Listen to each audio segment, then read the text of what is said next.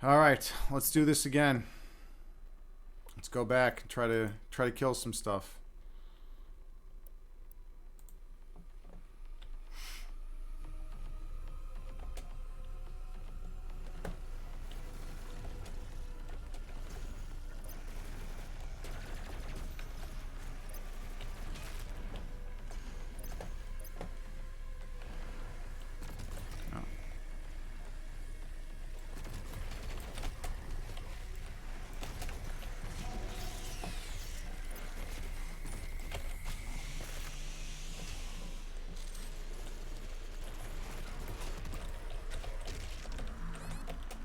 Go.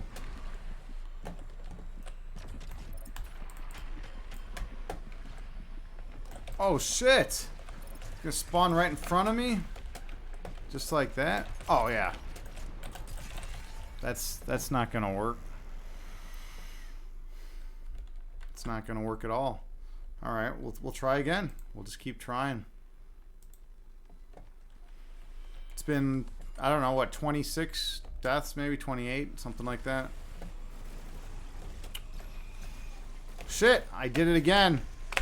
That's fucked up that I keep doing that.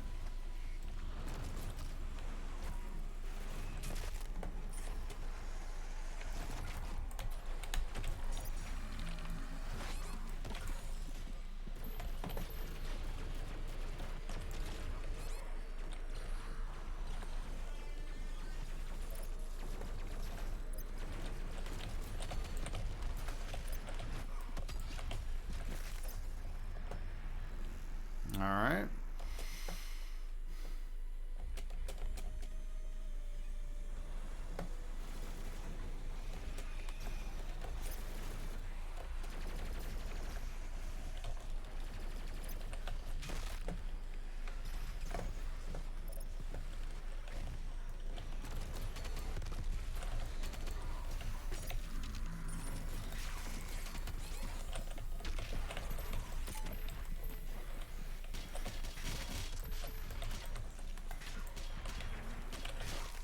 That didn't work.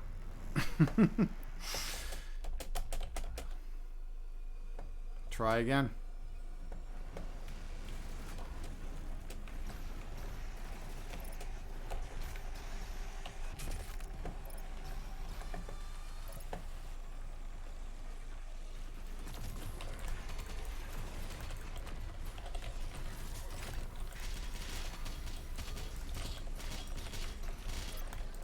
Well, that was a really...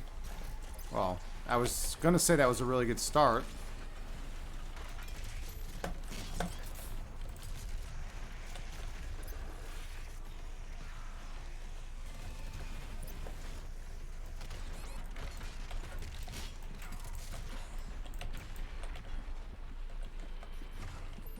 Let's get out of here. Yeah, it's not going to work.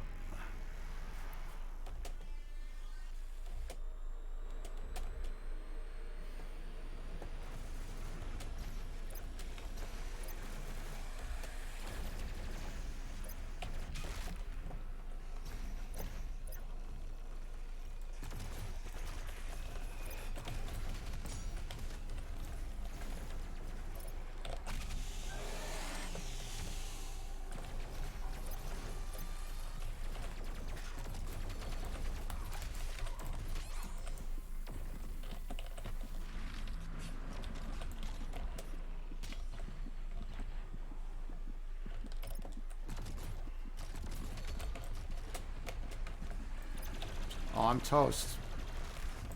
Those snake guys are real tough if you have to go... Oops, if you have to go past them. Alright, let's see how we're doing in chat here.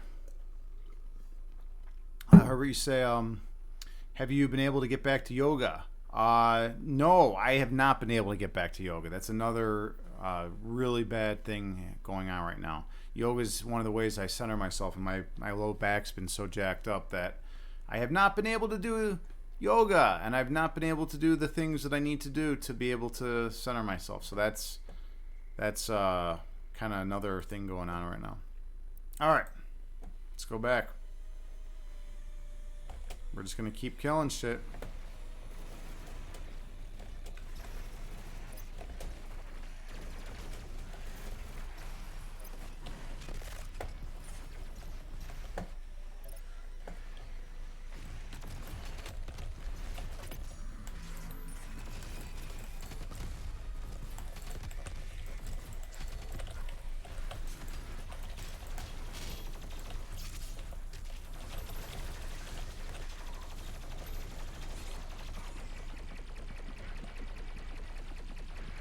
There we go.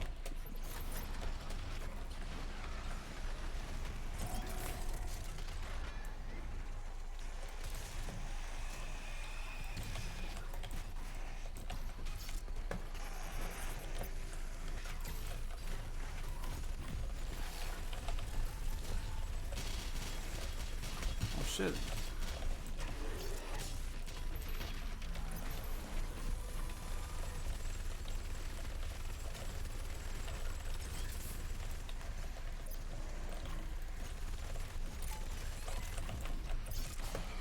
Almost. Oh, come on. That was close. That was the closest I've gotten in a while. Alright. We're going to go back.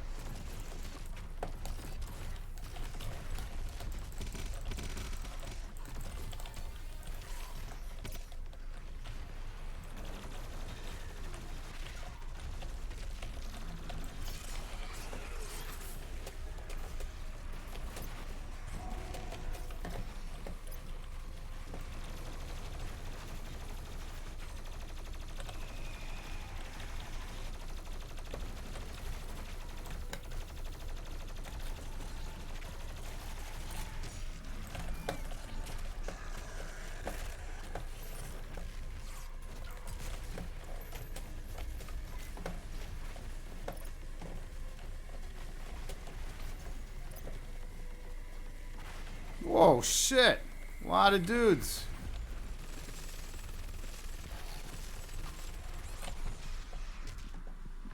Ugh, unbelievable. So many dudes. And I could just use that gun and wipe them all out, which is the funny thing. But I'm not going to do that.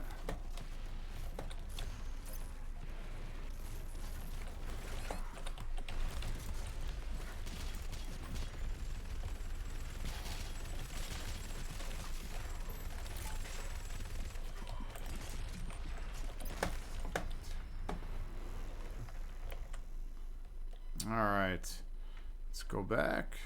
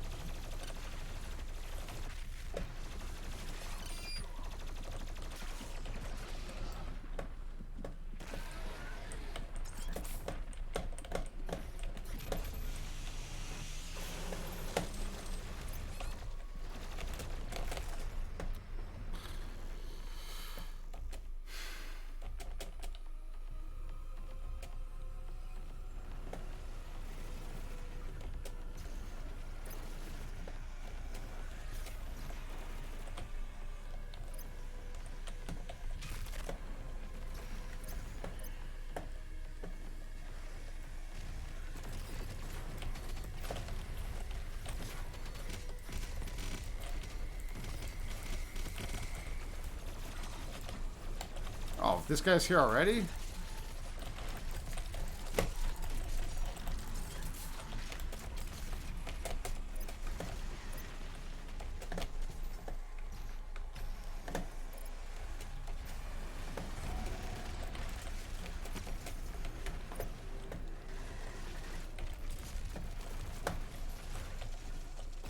Ooh, I timed that well at least. I need more ammo. Gotta get some ammo. Where can I get some fucking ammo? Where's the guy? Here we go. Ammo. Give me some ammo.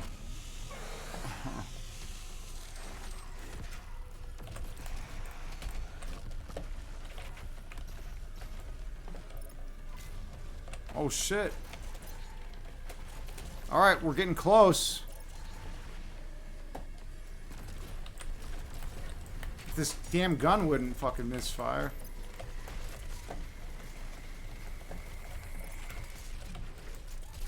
Shit. Ah! Get up.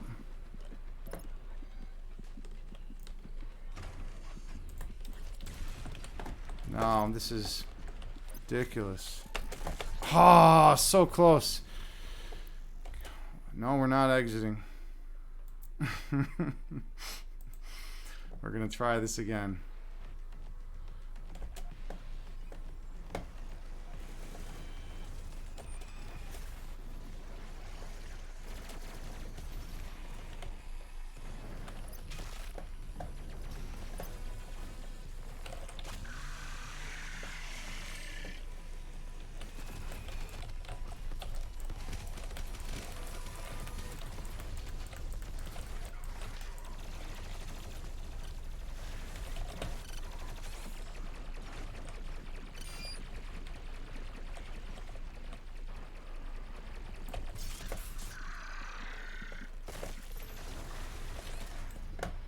That didn't work well. All right. Let's try it again.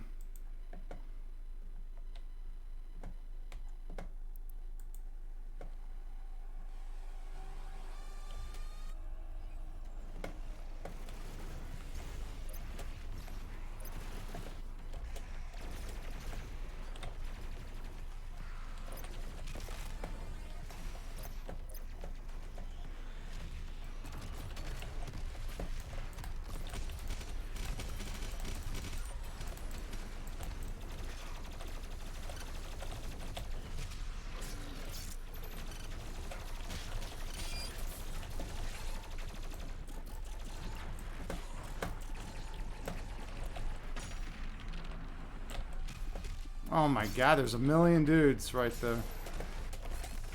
Yeah.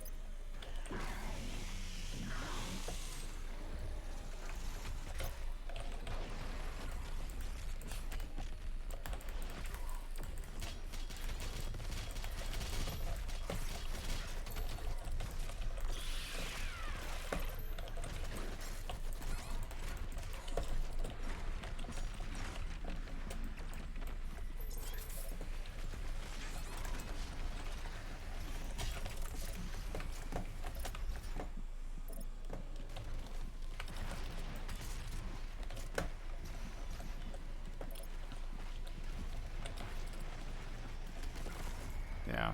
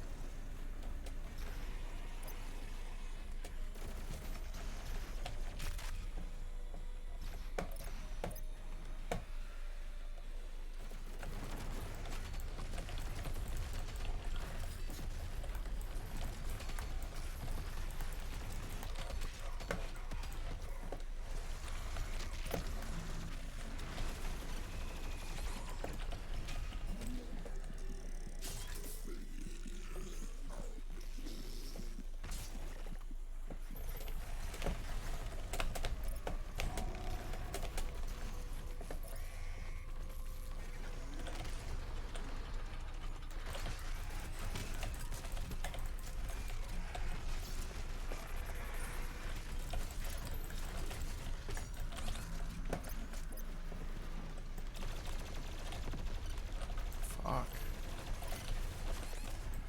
Not right. It didn't work out.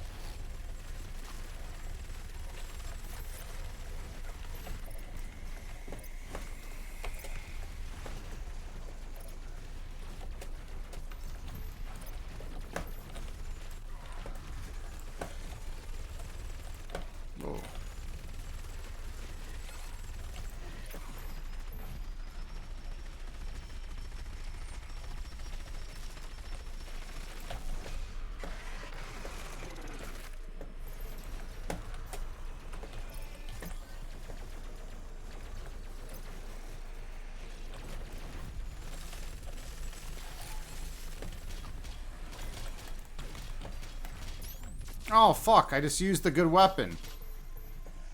Fuck. I'm reverting. I don't want to use that weapon. It's too strong. I want to do it without the two best weapons.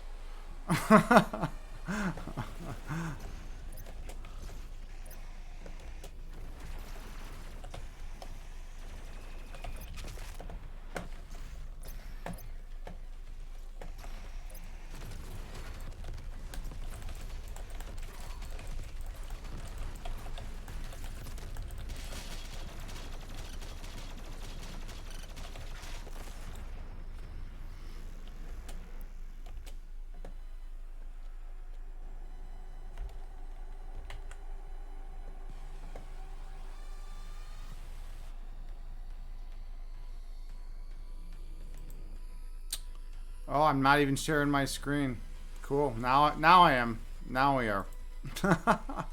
Alright, we're just gonna go with that.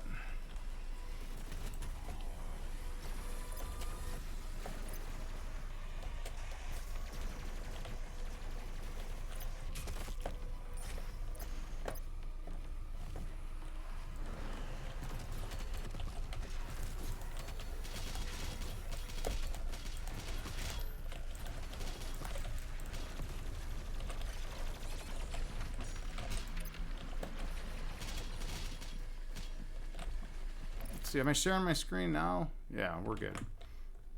Return.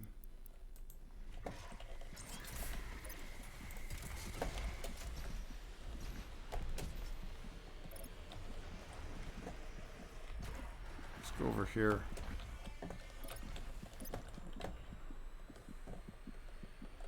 The hell's even over here? This guy? Okay.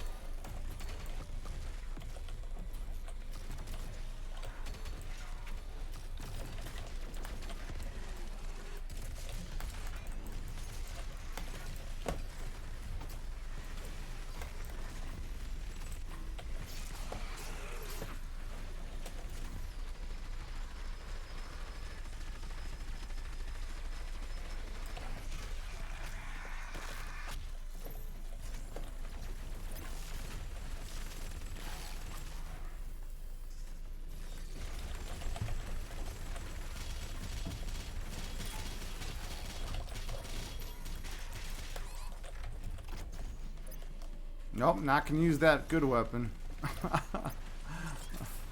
Oh man.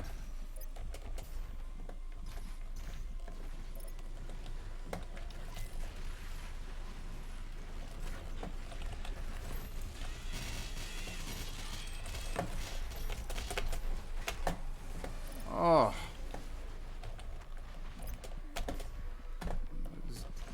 Guess we're going this way.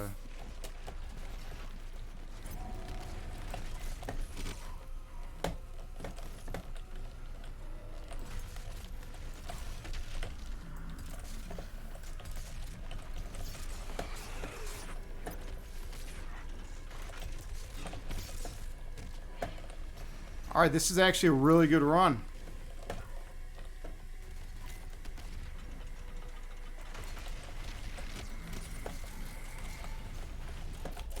Okay, so this is one of my best runs yet. I actually have a legitimate chance here. I need to get more rockets though. So I'm all on the rocket hunt right now. Shit.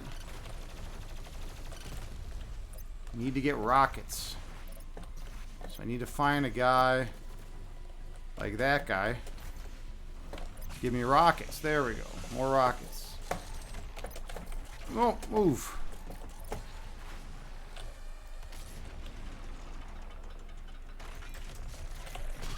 There we go. Now I need to get rockets out.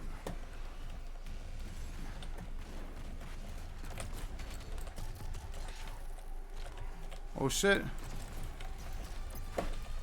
I'm playing really shitty now all of a sudden. It's like I'm at the crucial moment. I'm at the crucial moment of this game. And all of a sudden I decided to play like terrible.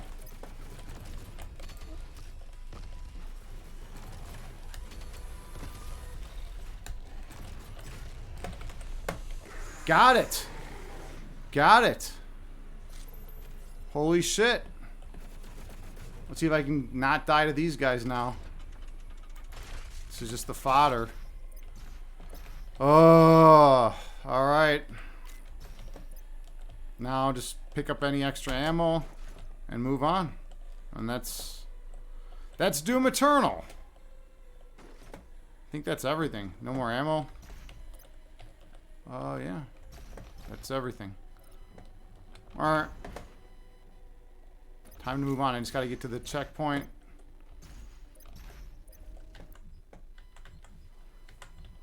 Let's see what we got over here. Oh, we got some ammo. Alright, and Predator point, which I don't need. I already got them all. Okay. And we'll go back here. Wait, I gotta go around this way. Here we go. Beautiful.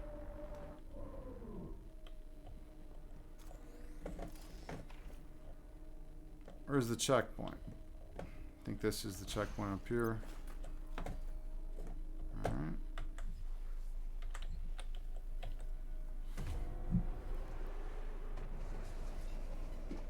I mean, this has got to be a checkpoint.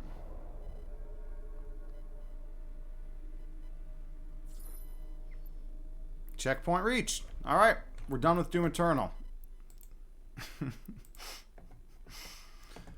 Oh, it wasn't even working. Was it even working? Maybe it was, maybe it wasn't. All right. Okay, cool. We're back. We're back. We beat it. All right. I can take these headphones off, and I'll try acting more like a human being right now. Okay.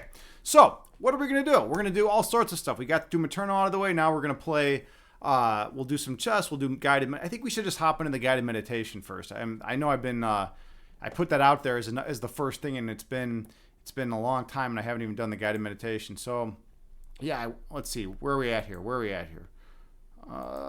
In chat.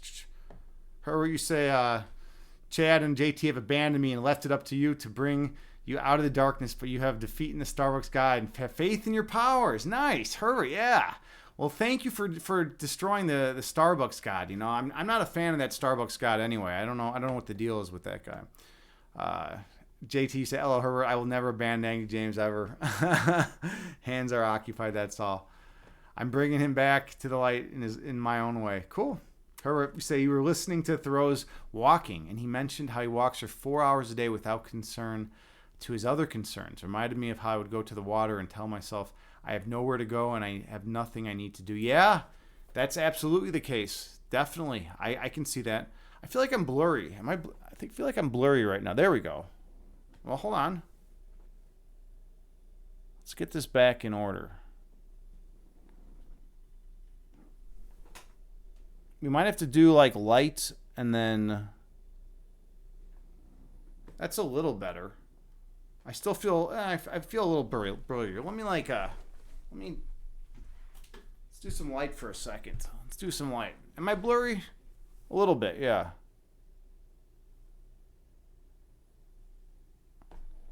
It's not... It's a noticeable. It's noticeable. So I'm going to do what I can to fix it.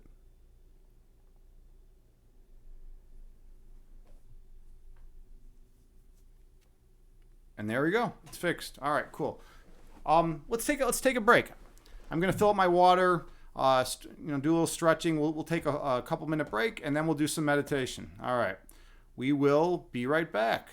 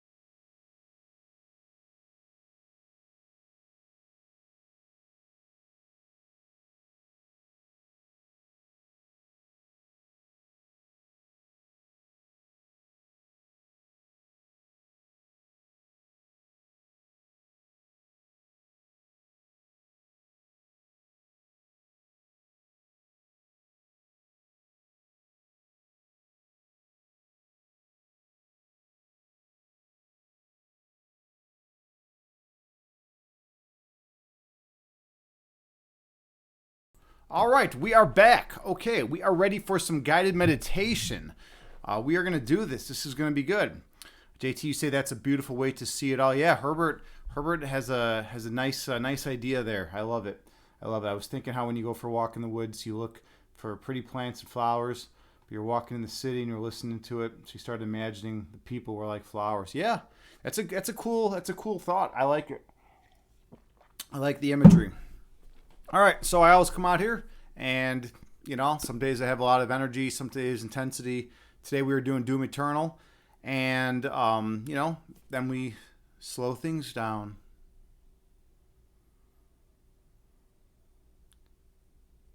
And let go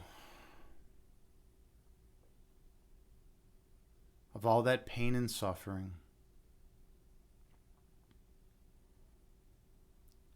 All that fear and worry.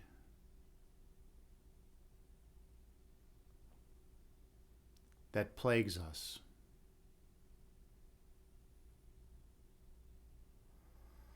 For from the context of eternity,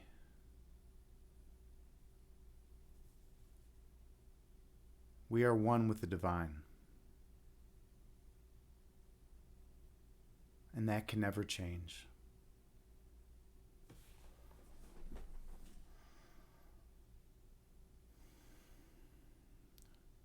Find a comfortable seated position. You can sit on the floor in lotus pose. You can sit cross-legged. Or you can sit in a chair.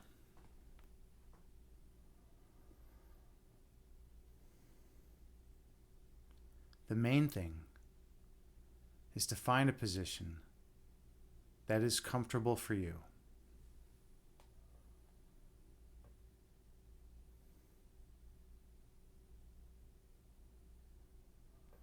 And then gently close your eyes and take a few slow, deep breaths on your own while maintaining good posture.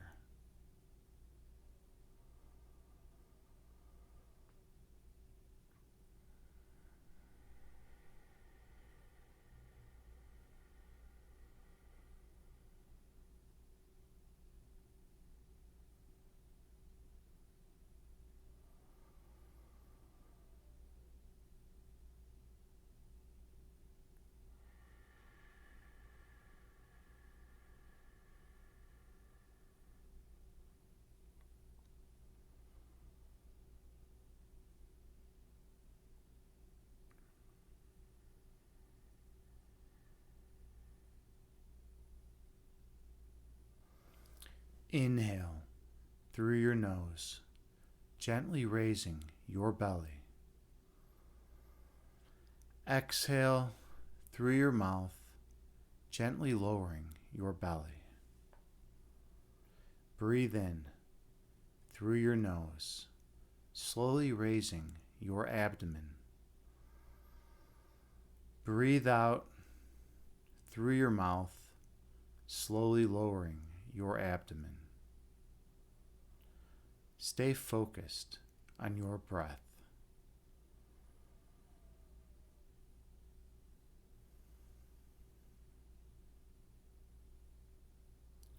Inhale, raising your belly.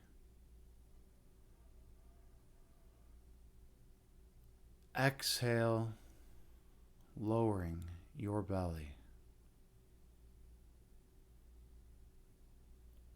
Breathe in, raising your abdomen.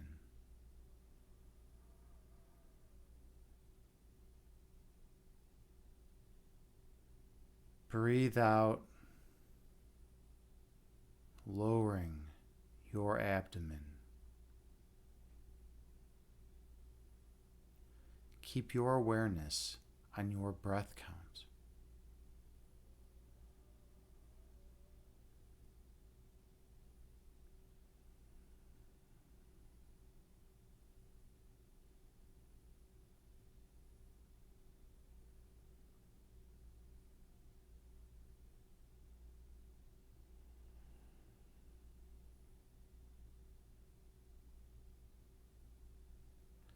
Inhale.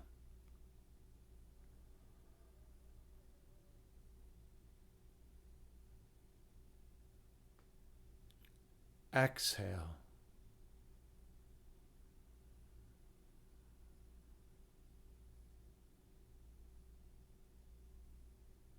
Breathe in.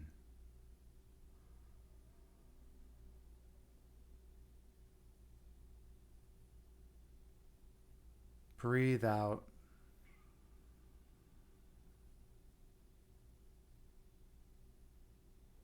Your breath calms your body, and your body calms your mind. Be mindful of your breath count.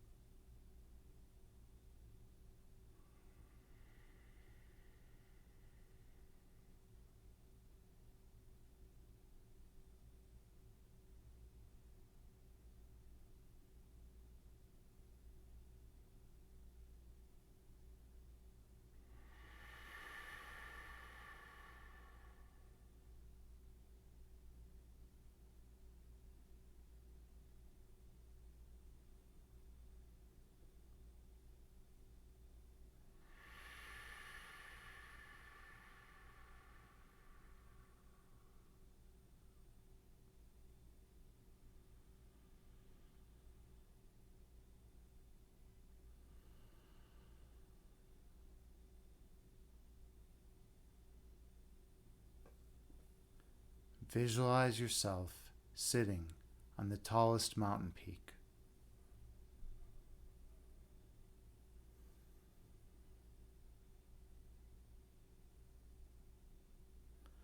Watching the clouds float through the sky beneath you.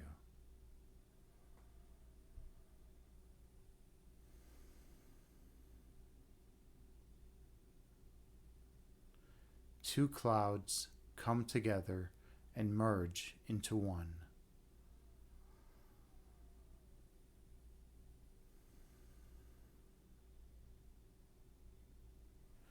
And one cloud stretches apart, dividing into two.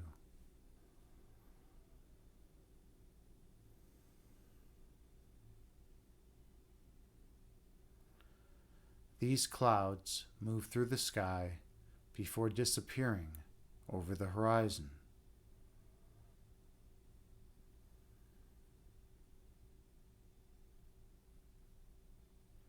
These clouds are like your thoughts.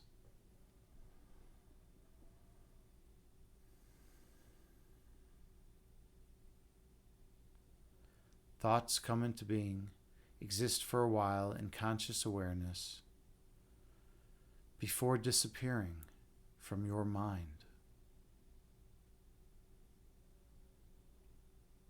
That is the nature of human thought.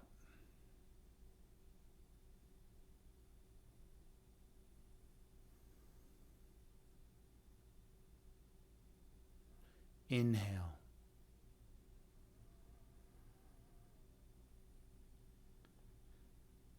Exhale, releasing all that does not serve you well. Breathe in.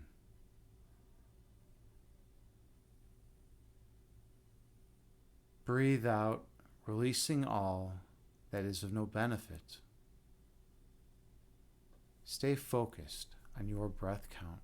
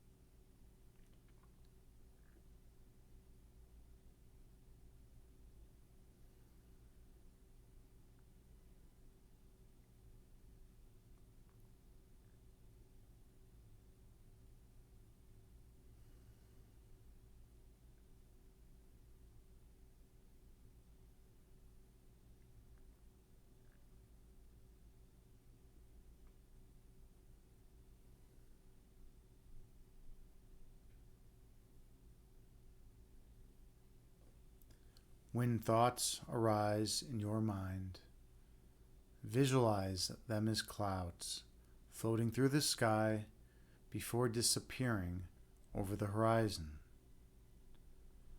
And return your focus to your breath count.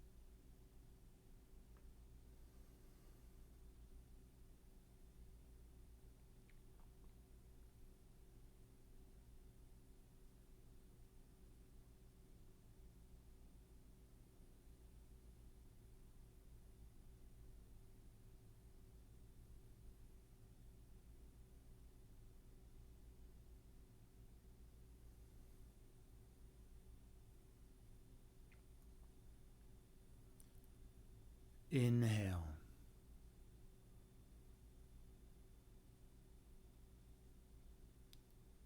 Exhale, releasing all that does not serve you well. Breathe in.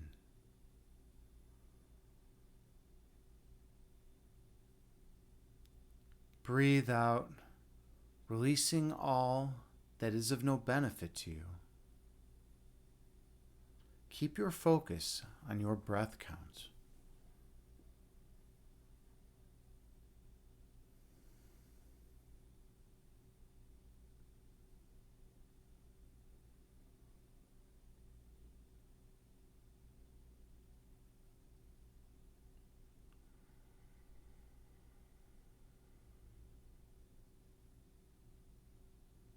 Long, slow, deep inhales.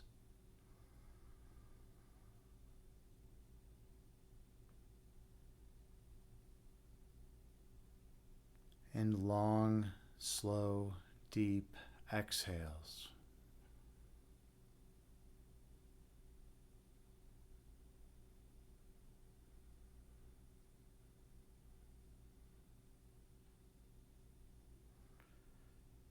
Stay focused on your breath.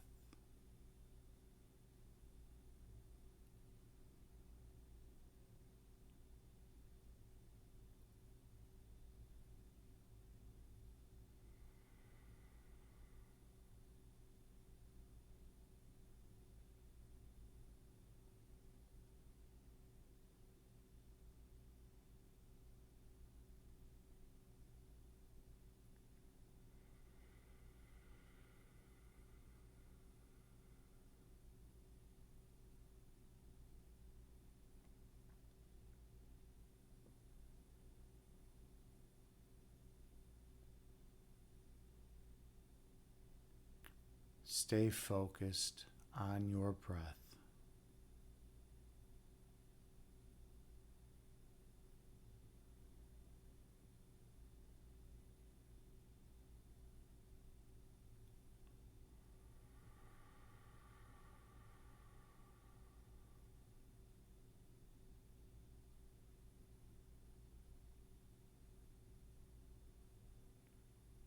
Inhale.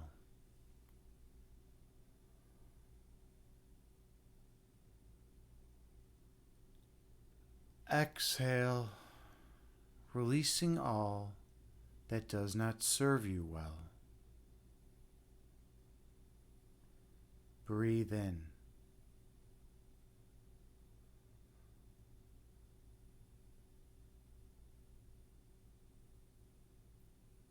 Breathe out, releasing all that is of no benefit to you. Your breath calms your body, and your body calms your mind. Be mindful of your breath count.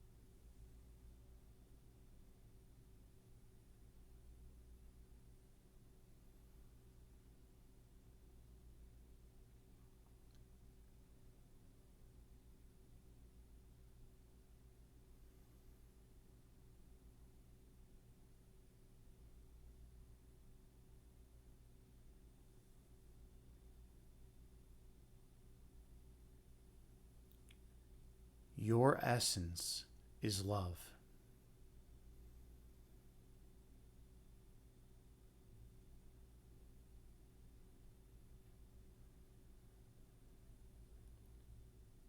Your love is manifested as light.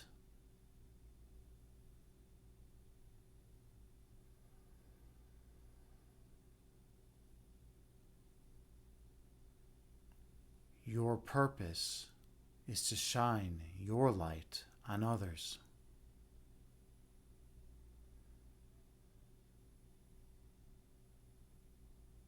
Awakening the inner light within them.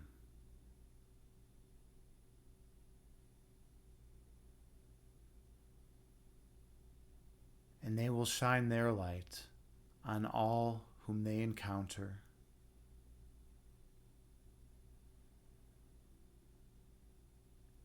Awakening the light of those on which they shine.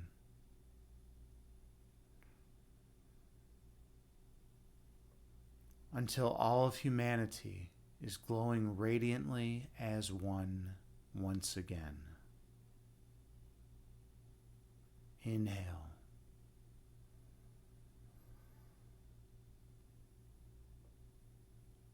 Exhale, releasing all that is of no benefit. Breathe in.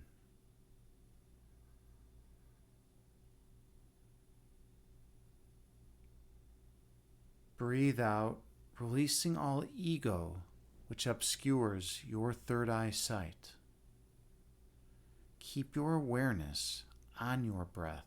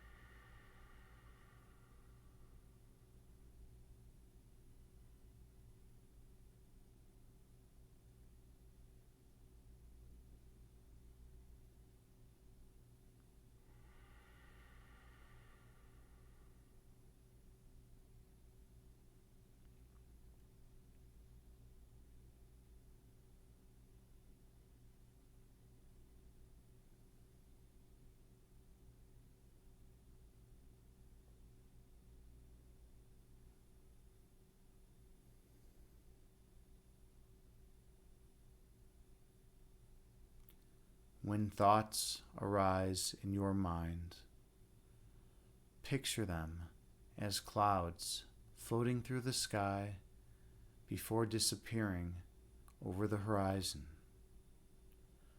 and return your awareness to your breath count.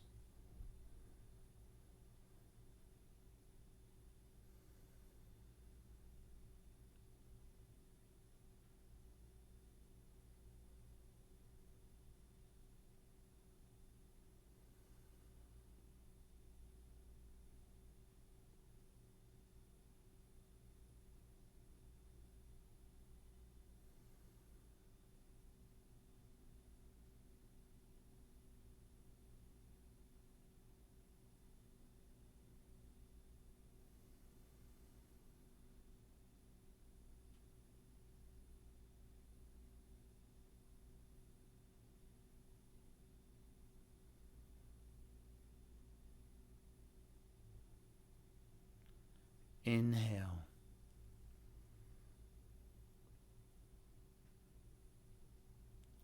Exhale, releasing all that is of no benefit. Breathe in.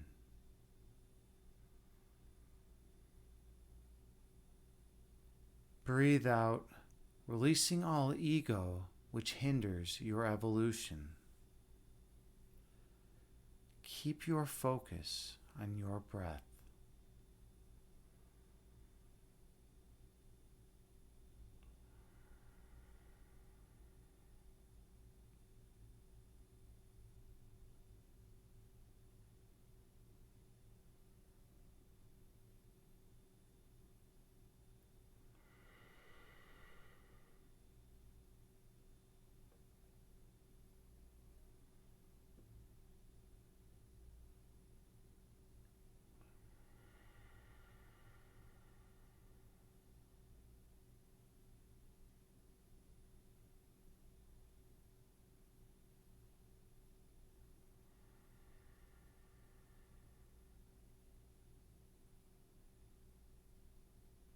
On your next breath, travel down beneath the level of conscious awareness.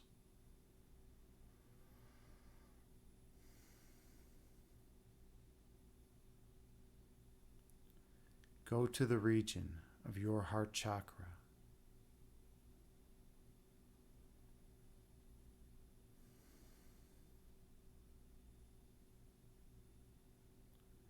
Feel the love that emanates from this location.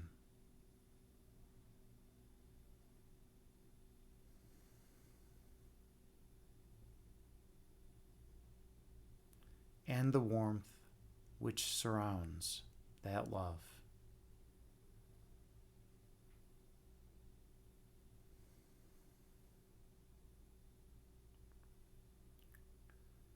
Experience the perfect peace that resides here.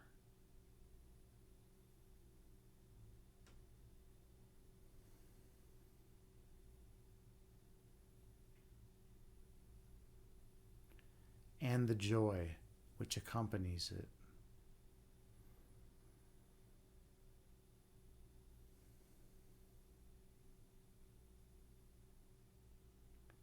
For here, in this place of perfect monism,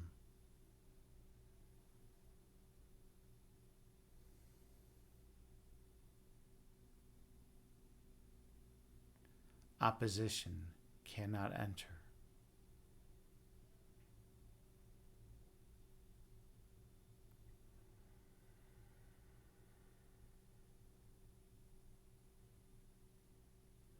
Inhale.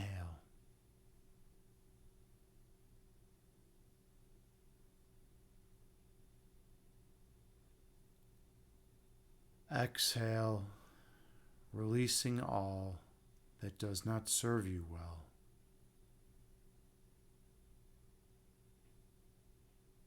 Breathe in.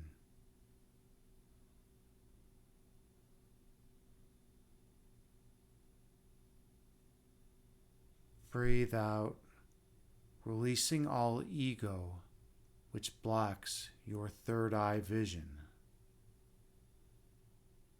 Choose to keep your third eye open and focus on your breath.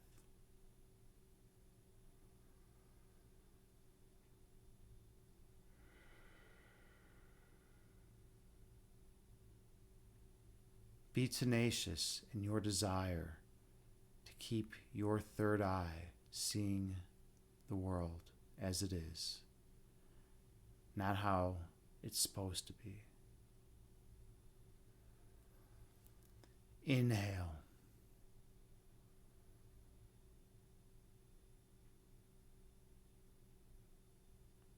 Exhale,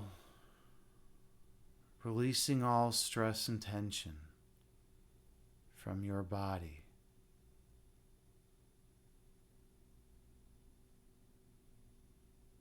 Breathe in.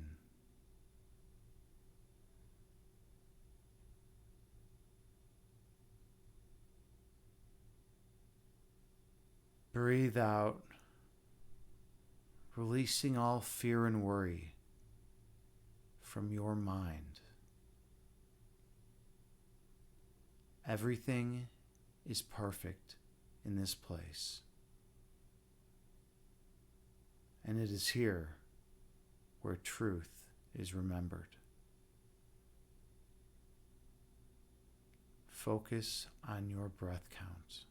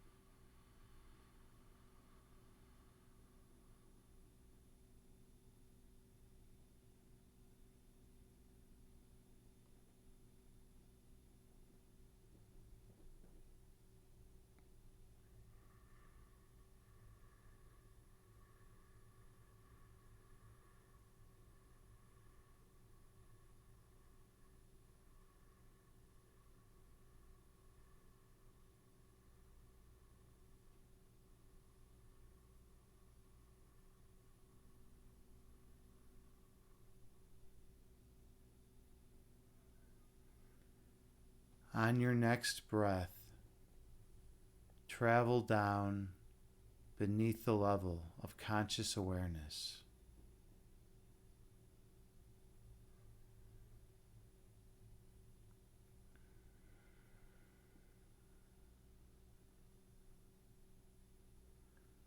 Go all the way down to your center point.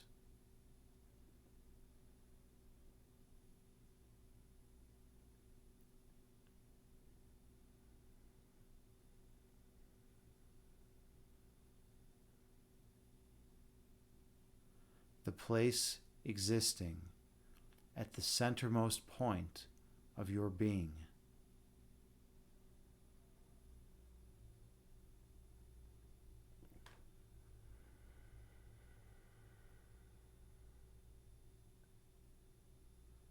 The place where your being is at its densest.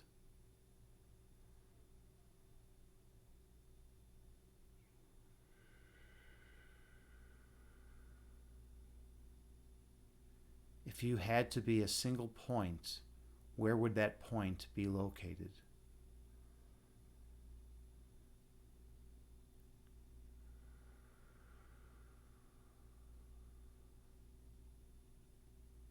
Where is the center of your being?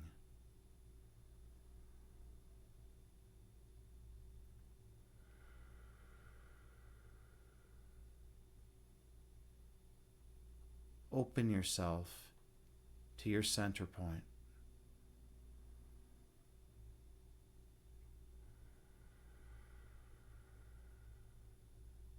Directing your energy and attention on it.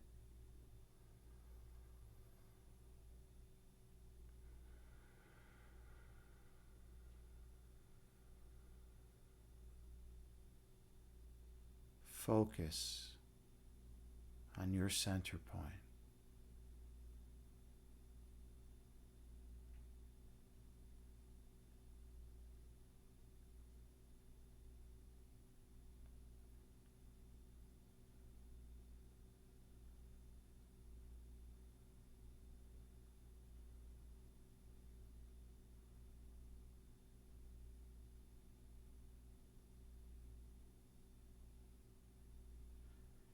And when you're ready, travel through.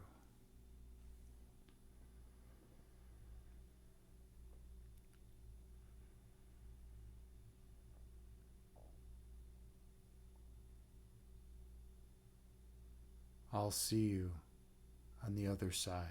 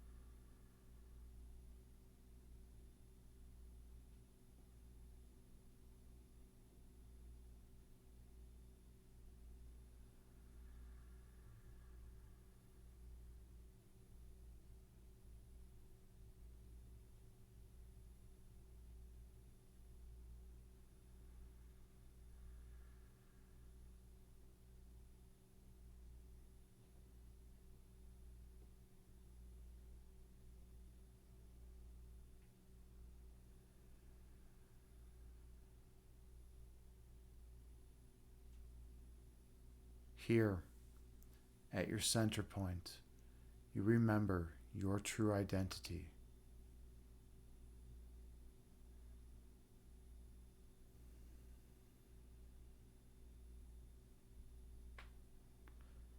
At your center, you recall how you came to be.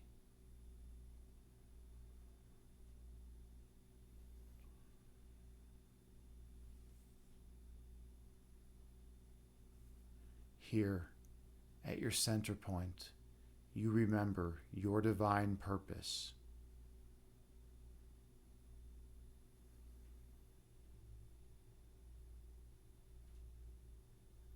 To spread love and light to all those whom you encounter.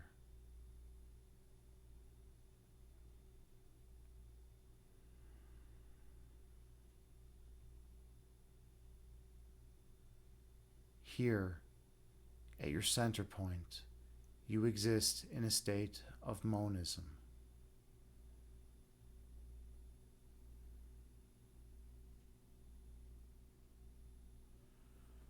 So opposites of any kind cannot enter here.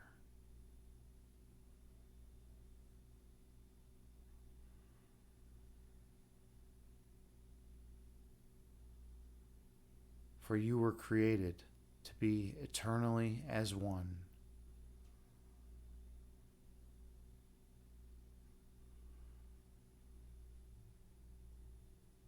And what is eternally one can never be two.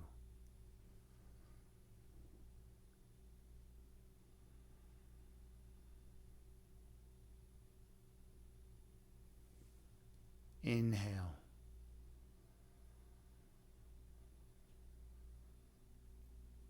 Exhale, releasing all that is of no benefit. Breathe in.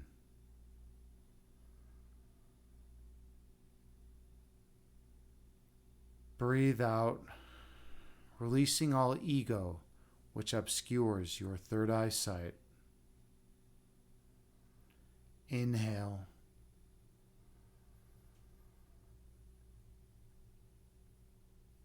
Exhale, releasing all that does not serve you well. Breathe in.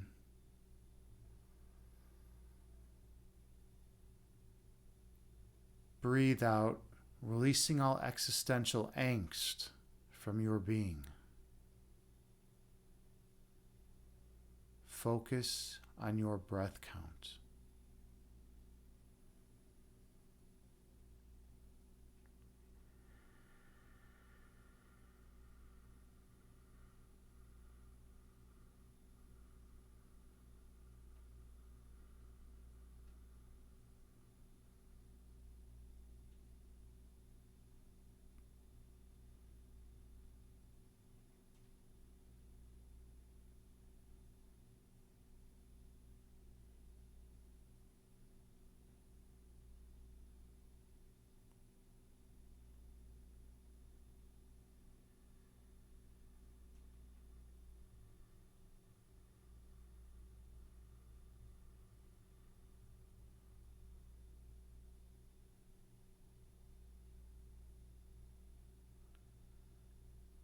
With each inhale, you grow more resilient.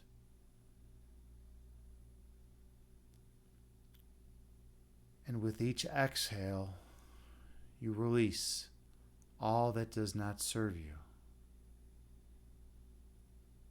You inhale, growing in strength and power.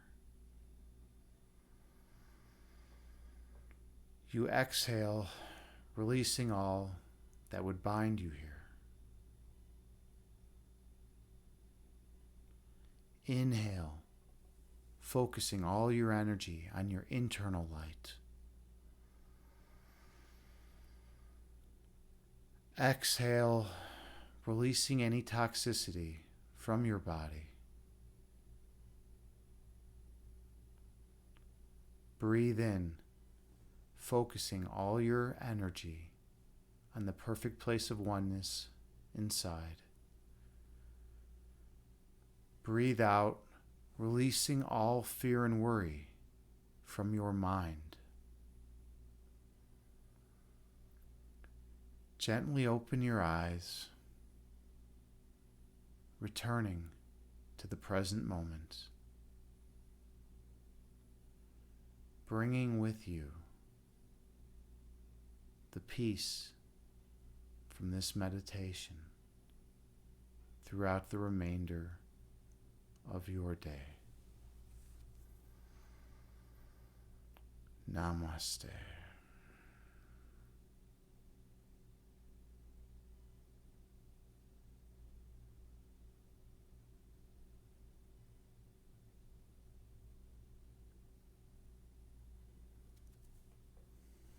Thank you so much for sharing this sacred space with me.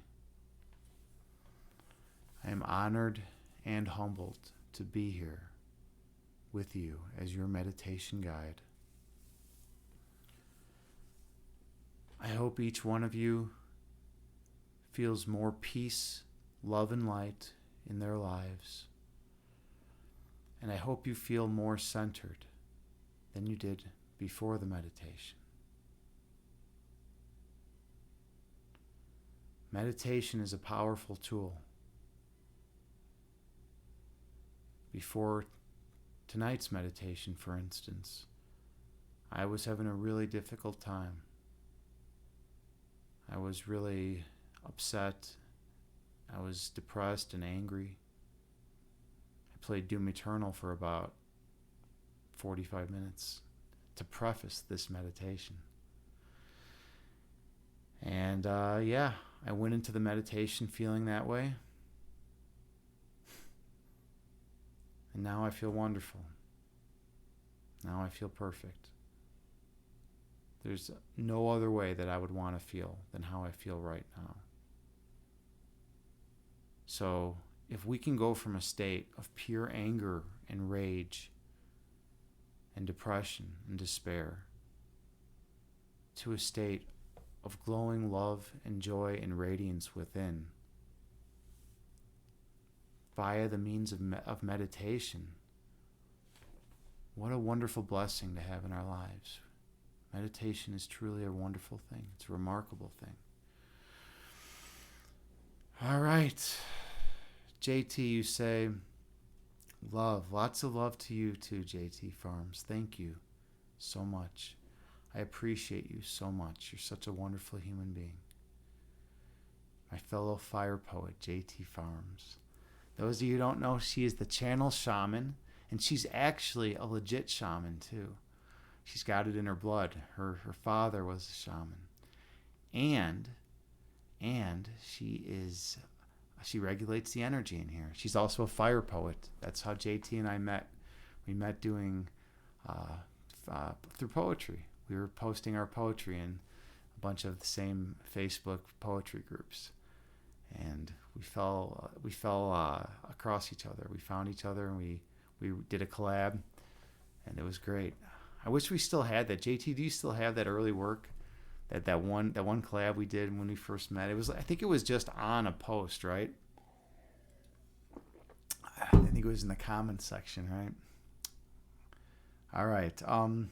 Oh, Alnromn. Thanks came in somewhere in the middle, but that was amazing.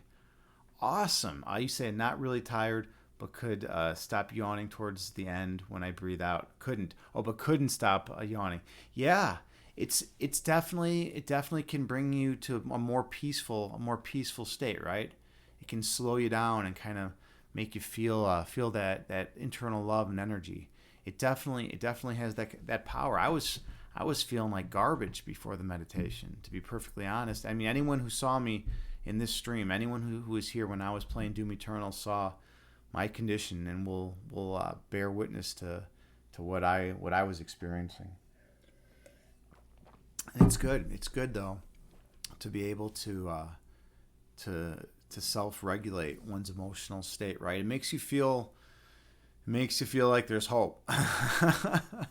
If we can regulate our emotions, if we can not be creatures of radical emotional swings and movements and acting on those swings and emotions, if we can be more rational agents and more logical in our actions and reasonable about our decisions and action and compromises, then yeah, we can. I think there's hope for humanity. I think we can do some great things.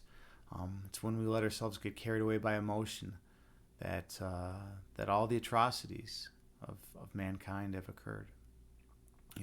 People aren't sitting there, like Vulcans, and they're like, oh, you know what? It would logically make sense to go be a serial killer, right? No. Vulcans are pretty logical, right? They realize it's not a good move. It's you want to be a kind human being, right? At the end of the day, you want to, promote reason and intellect over irrational attitudes and thoughts. All right, let's see. JT, you say no, deleted that account. I don't know what you're talking about. Oh, yes, the Facebook one. Yeah, the Facebook group, and where we had that post, and then you deleted your Facebook account. Okay, yeah, fair enough. All right. So I've been streaming, I don't know, like an hour and 13 minutes plus some Doom Eternal. Let's do a quick puzzle rush. Let's check in on the puzzle rush scene. Those of you who don't know, I am a chess instructor, IRL, and I also do chess streams online, and I do chess lessons. And we're gonna do a quick puzzle rush, maybe a game, and then we're gonna do chakra balancing. Let's see, Alnram, you say you think you have a little heart chakra block, so that was helpful. Could feel the love. Yeah, I think so too. And here, we've been going through this book, The Sevenfold Journey, Reclaiming Mind, Body, and Spirit Through the Chakras. This was a book that I used when I was in a chakra balancing group years ago. We've been going through that book. We're currently on chakra number 2, the water chakra, so you could still join us if you wanted.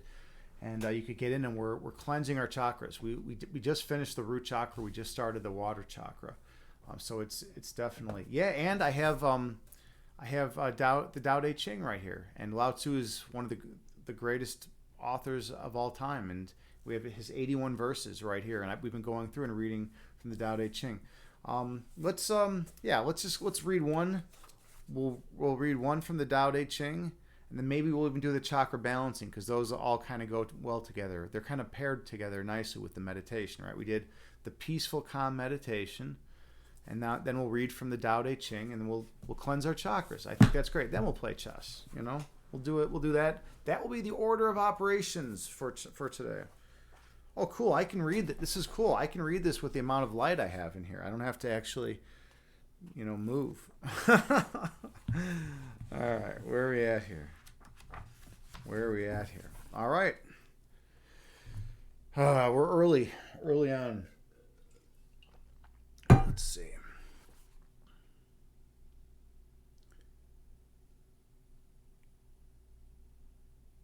Oh, we read that one last time. All right, we're here. Maybe I will need to turn the light on. It's a little difficult. I'm gonna have to turn the light on. I was all excited about it, but you can't get everything you want out of life. All right, let there be light. Let there be light. Hello. Let's do this. Okay. So, this is verse 10. Verse 10 of Lao Tzu's Tao Te Ching right here. All right.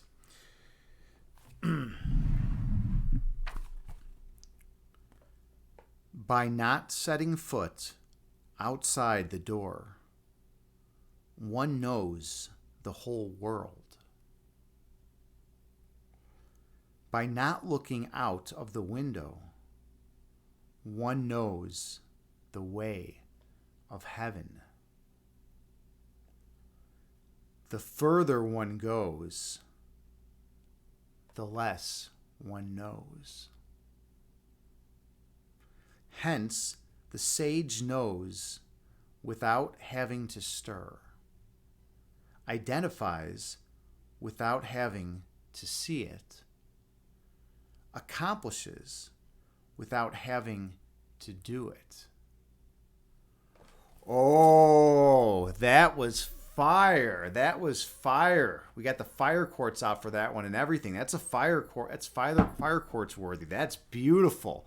This is exactly what I believe. This is exactly in line with my foundational beliefs. Isn't it cool when you hear something and you're like, hey, that's like exactly what I believe. And it's like, someone who's like, a very well, respected human being, Lao Tzu, the author of the Tao Te Ching, the founder of Taoism, right?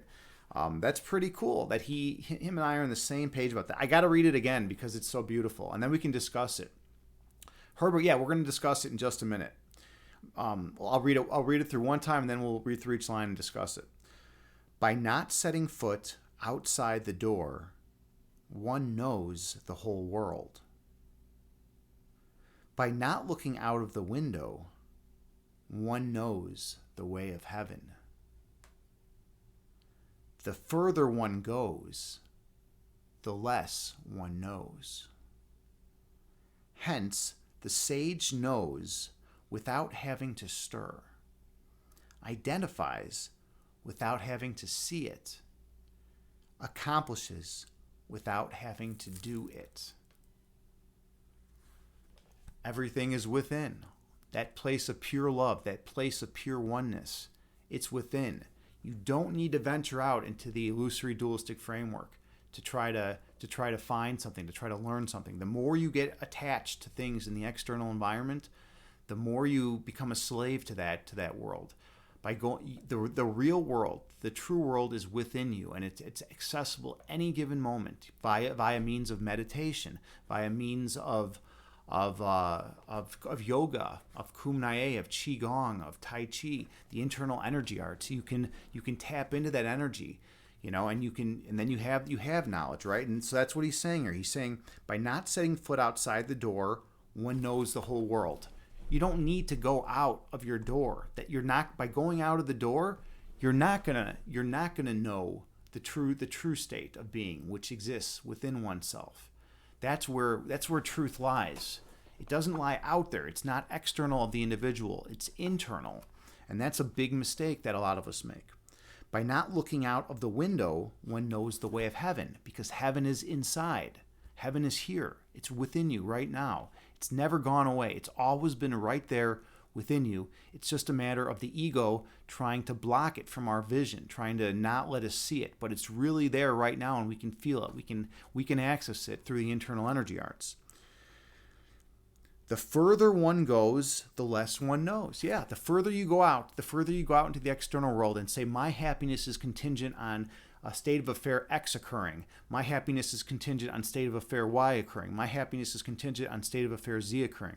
It's the further you go out and make attachments to different things in the external world, to whether it's material items, whether it's states of affairs and the outcomes of events, the more attachments you make, the less you know, because you become imprisoned in that external world. You forget that there's that everything you've ever needed to be perfectly happy, to be truly happy, is right here within you right now in this very moment. You just got to access it. It's like when you're doing something on the computer, you have to access you have to access a program, right? You have to access it. You have to access the program that allows you to feel that perfect love and happiness within you. And that program is you. That's you. You have to access your true nature. That's what he's saying here. Hence, the sage knows without having to stir. He doesn't need to go out there. He doesn't need to run out there and do all sorts of crazy shit, constantly searching for truth in the external world, because it's not there. It's not there. It's within. It's already within him. Identifies without having to see it. He doesn't need to see it. He identifies with that state of pure love and oneness within. Accomplishes without having to do it. He's not out there doing it. He's in here. He's in that state of perfect love, and then he's sharing that love with those around him or her. That's what the sage does. That's what Lao Tzu is saying here, and that's powerful stuff. I think that's one of the most beautiful passages. I'm gonna type that out and put it in Discord, and I'm gonna put it in the Discord channel, because that's pretty beautiful. All right, let's see, where are we at here in chat? Yeah, JT, exactly. It's all within. Yeah, you sum it up perfectly, JT. Herbert Smith, you say, sounds like ignorance is bliss, but with a positive view of the ignorance. And JT, you say you feel it's the opposite of ignorance is bliss. Yeah, I mean, my take on it, Herbert and JT, my take on it is that simply, Lao Tzu right there is basically saying the external world is not truth. That's just, it's an illusion. It doesn't exist. The place of truth, but we always look out there. We always look to the external world for truth, right? And that's a perfectly legit thing, right? We use science to understand the world, right? But is science actually linking with objective reality, or is it just linking with an aspect of the illusory dualistic framework, right? So basically, science is great for understanding things within this dualistic framework, right? We need it. We use it to build bridges and cure diseases and all that amazing stuff. But can it actually access, what's most fundamental? What is most fundamental? The foundational level of reality, right? Or does it not link with that? If it doesn't link with that, then searching in the external world for truths is never going to lead you to truth. It's always just going to make you more distracted. It's going to be like clickbait all over you. You're walking through the street and there's clickbait all over you, right? So, are you going to be distracted by X or by Y or by Z? What are you going to choose to be distracted by, right? And that's the external world around us, right? The internal world is the place where everything that is capital T true exists, where all that perfect love resides, where that perfect oneness is. That state of pure joy, that state of pure peace. It's all within us any moment. So we don't need to go out there. We got to go in. You first go in, and then you go out. You go in, you access that light and love, and then once you've accessed that peace, then you can help others. But if you're an unhealed healer, if you're just going out and you're just trying to help people, and you're you're in a train wreck yourself, then I mean, is that very beneficial? Probably not, right? It's probably not as beneficial as someone who's actually been able to access that love and light within them and knows how to do it, and then can share that with the world, right? Okay. Let's see. Anyways, yeah. Oh, Herbert, you say, what is most fundamental? I would say love. Love is the most fundamental thing in my metaphysics. Love, and that's pretty much synonymous with perfect oneness. When everything is just pure oneness, pure love, in a state of pure being, right? That state of pure oneness, right? There's no thoughts of dualism. There's no thoughts of opposites, because whenever you have opposites, what do you have? You have conflict. You have contrast, right? There's no thoughts of that. There's just one. Everything just is pure love. That's the natural state of being, and that's what we can tap into through meditation and other internal energy arts, right? Such as qigong and yoga and kumnaye and tai chi, right? So we can use those as tools to tap into that place of pure love within us, that which is most fundamental. But science is never going to be able to say, hey, you have X amount of love in you, right? Because it's not something that that we can access through the scientific method, right? You can't point to anything and say, look, there's love or there's love. It's an internal state, but it's also the foundational level of reality, according to what I believe. Remember, and these are just my beliefs, right? You can, everyone's free to choose whatever beliefs they want. I'm just laying out my metaphysics here. Okay, all right, cool. So that was the Tao Te Ching. It's time to hop into the sevenfold journey. We're going to go through the water chakra, which is chakra number 2. We started the water chakra last time. and we are going to continue this. Okay. So we're at sharing the experience. So we're gonna read through some people's experiences about their cleansing of their second chakra, like everything they experienced. And by the way, we went through the name of this last time. It's Svadhisthana. So that's chakra 2. Excuse me. And it's associated with the element water. I'm Sharon, and I went through the first chakra with a fine-tooth comb. Then I got to the second chakra, and I started doing the exercise and swaying and moving, and I said, forget it. I did experience masturbating, and that was something new for me because I never had permission to do that. Oh, look at that, Sharon. Thank you for sharing. Sharon is a very open person, right? I like Sharon to be that open to print that in the book. Yeah, JT, what do you think of Sharon? She had never given herself permission to do that. She also experienced reaching out more in relationships, in non-sexual relationships, and discovered that friends are actually there for me. So what I really did was share a lot of my feelings this month. And I got a lot of support and a lot of hugs, and that was very healing for me. Wow, Sharon. Yeah, right? Herbert, I don't know what's going on. Sharon never had permission. She never had permission to masturbate. She never gave herself permission to do that. That's intense. That's an intense move. Like, I don't know how many people pulled that move in life, but it's very, I guess I kind of respect it. It definitely requires a lot of self-control. So good job, Sharon. All right. Let's hear what the next person has to say. I mean, I don't think they're going to top Sharon's. I think there's a reason. There's a reason why the author put Sharon first. Look at this. There's a reason. I'm Sharon, and it starts with the two words I'm Sharon. There's a reason the author put Sharon first. Let me tell you. All right. Yeah, Herbert Smithens. I don't know. I kind of like this chakra too. All right.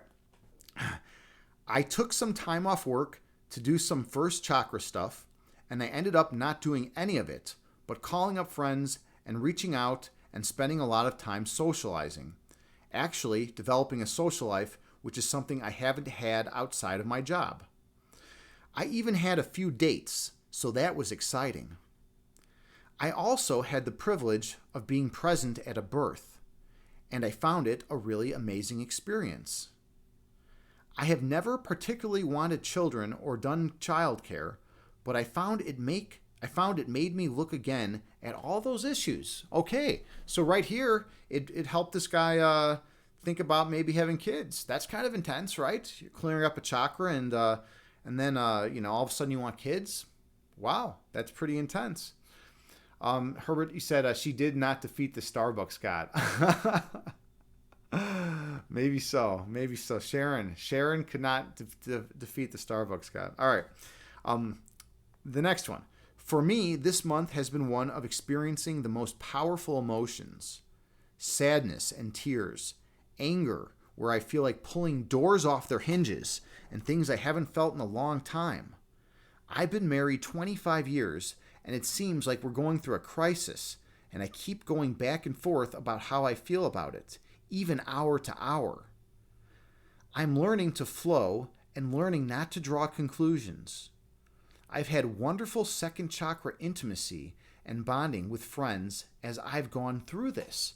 All right, so this person seems like they're definitely developing and evolving a lot, right? This is good. This is good with them.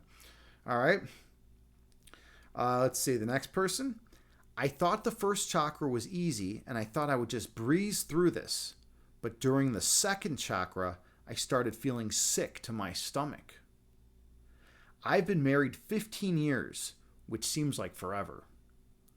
I put a lot of weight on in the last few years, and I realized it was designed to keep people away. Ooh, I've heard of other people making this move. I know someone else who made this move. So I'm beginning to make boundaries. I realize sex has not been our issue as much as intimacy. Interesting. So sex has been fine, but being intimate was not. I'm trying to figure out how to get more intimacy between us that isn't necessarily sexual. So she's talking about emotional intimacy probably, That's cool. Good for her. She sounds like she's doing great. All right, next, the last person. I spent every day this month in the Yucatan lying on the beach and looking at the water. This guy is amazing. Or this girl, just like hanging out at the Yucatan beach, lying on the beach and just staring in the water like every day for a month. Like that is awesome. Like, dude, talk about someone going all into the water chakra. Like to have that kind of tenacity to do that. I mean, that's impressive. Wow. So I watched the water and studied it, asking how I could make my life more like water. The waves build up, come in, and break on the sand, move the sand and coral and shells, and then flow back into the ocean, blending together. Wow, like I don't do. Sometimes I build up to a wave and don't let it out, but keep it inside. So I want to let things go, recognize it, let it out, and let it flow about me. That's really cool. This person is very, very poetic. JT, were you getting that too? That this person's probably a poet, right? They're just hanging out in the Yucatan, lying on the beach and looking at water for 30 days, every day this month. That's intense. That's so intense to spend a month doing that, just staring at water. I mean, these people are more dedicated than me, right? I haven't even built the altars, we're supposed to construct a couple altars. I didn't even do that. And this person's like moving to the Yucatan for a month and like just staring at water every day. Well, I got to get myself in gear. I got to get myself in gear. I got to step up my game. By the way, I have something really cool. Here. You ready? You ready for this? It's a book. And I'm going to be doing readings from this. I'm going to leak this now. Right? So here we go. Ready? Bam. We got Grimm's Fairy Tales. This is a classic, Grimm's Fairy Tales. We're going to be reading stories from this later. We're going to be going through Grimm's Fairy Tales. It's going to be an intense journey. How many of you out there have read Grimm's Fairy Tales? JT Farms, heck yeah, cool, awesome. And Herbert, he said, oh, cool. It is so good. It is so goddamn good. Like, I have to do it. I'm going to go through, I want to read every single story in there. We'll do like one a stream, right? Fuck it. Let's do it. Let's do it right now. I'm going to edit stream info, and I'm just going to change this all to Grimm's Fairy Tales. Sure. Wait. Yeah, there is. Grimm's. All right. Fairy Tales. All right. This is Grimm's Fairy Tales with Agni James. We are now in Grimm's Fairy Tale mode. This is going to be intense. All right. I'm going to have to get out of fitness and health, though. What category do I go to? I guess I go to just chatting. Just chatting. This is it. We're debuting Grimm's Fairy Tales in the just chatting section. All right. I think everything else looks good. Let me double check this. Hold on.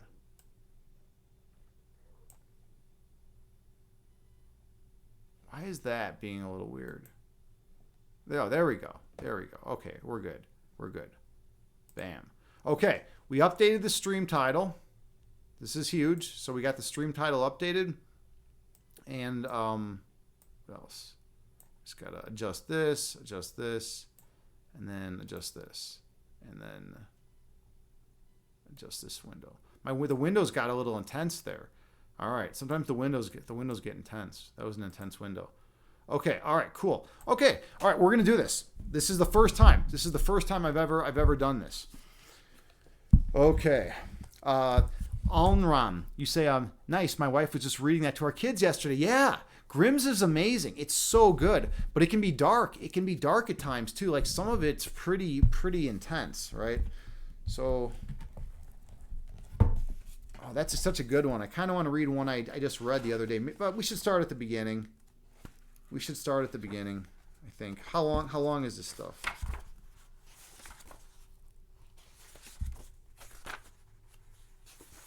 feel like some of these are too long, but maybe not. They're not too long. We're gonna do it. Amnon, you said you then showed them the Grimm's cartoon about it we used to watch as kids. Yeah, that's awesome. Grimm's is cool. All right, let's do this. We're gonna do this. Okay, this one is called The 12 Dancing Princesses. Once upon a time, there was a king who had 12 daughters, each more beautiful than the other. They slept together in a hall where their beds stood close to one another. At night, they had gone to bed. The king locked the door and bolted it. But when he unlocked it, in the morning, he noticed that their shoes had been danced to pieces, and nobody could explain how it happened. So the king sent out a proclamation saying that anyone who could discover where the princesses did their night's dancing might choose one of them to be his wife and should reign after his death. But whoever presented himself and failed to make the discovery after 3 days and nights was to forfeit his life. Ooh.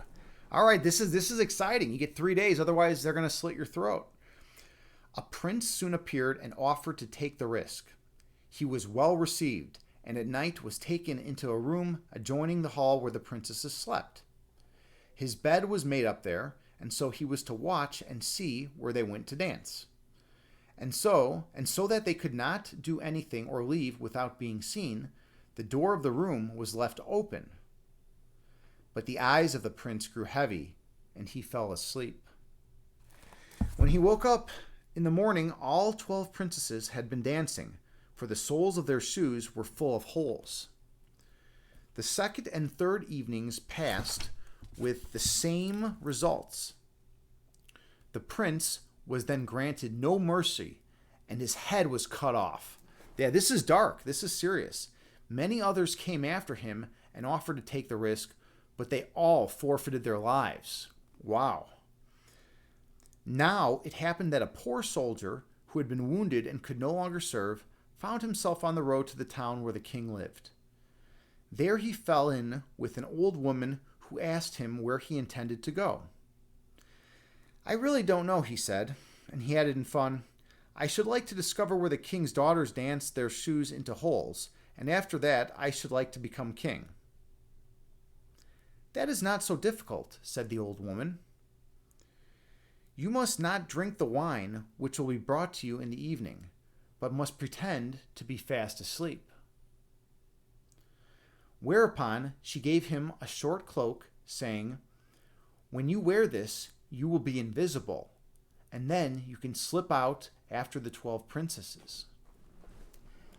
When the soldier heard this good advice, he considered it seriously, plucked up the courage to appear before the king, and offered himself as suitor. He was as well received as the others, and was dressed in royal garments. In the evening, when bedtime came, he was conducted to the anteroom. As he was about to go to bed, the eldest princess appeared, bringing him a cup of wine. But he had fastened a sponge under his chin and let the wine run down into it, so that he did not drink one drop. Ooh, that's a good move. That's a good move. Then he lay down, and when he had been quiet a while, he began to snore, as though in the deepest sleep. I think that's a good move, to do a fake snore, if you can pull it off, right? The 12 princesses heard him and laughed. The eldest said, He too must forfeit his life. Then they got up, opened cupboards, chests, and cases, and brought out their beautiful dresses. They decked themselves before the glass, skipping about and reveling in the prospect of the dance. Reveling in the prospect of the dance. Only the youngest sister said, I don't know what it is. You may rejoice, but I feel so strange.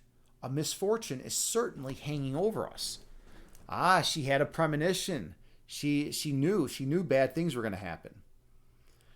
"You are a little goose," answered the eldest. "You are always frightened. Have you forgotten how many princes have come here in vain?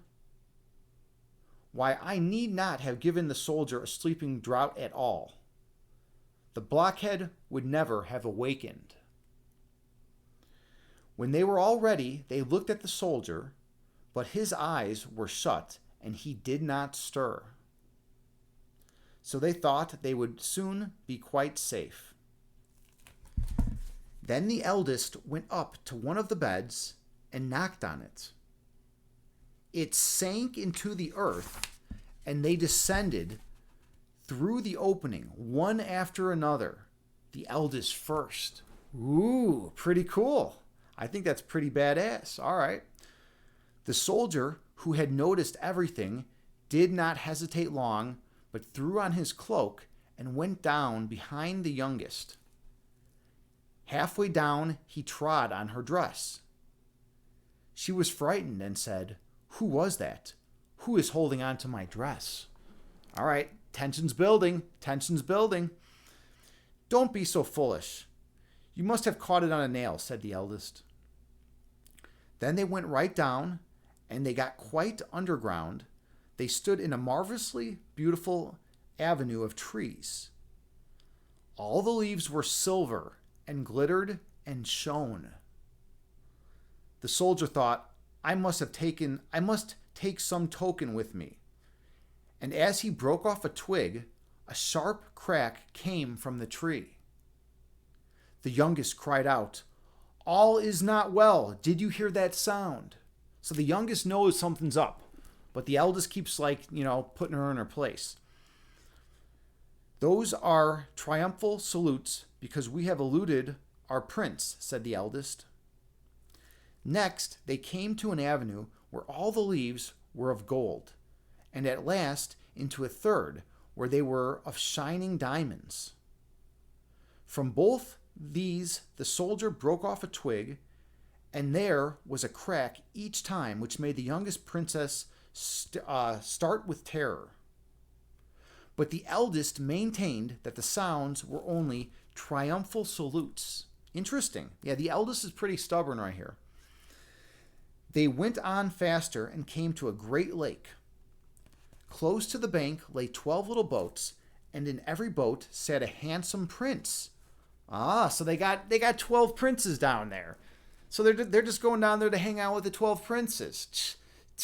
Did any of you see that coming? I don't know. I didn't see that coming, but that's kind of interesting. It's kind of interesting, right? They had expected the 12 princesses, and each one took one with him, but the soldier seated himself by the youngest. Then said her prince, "I don't know why, but the boat is much heavier today.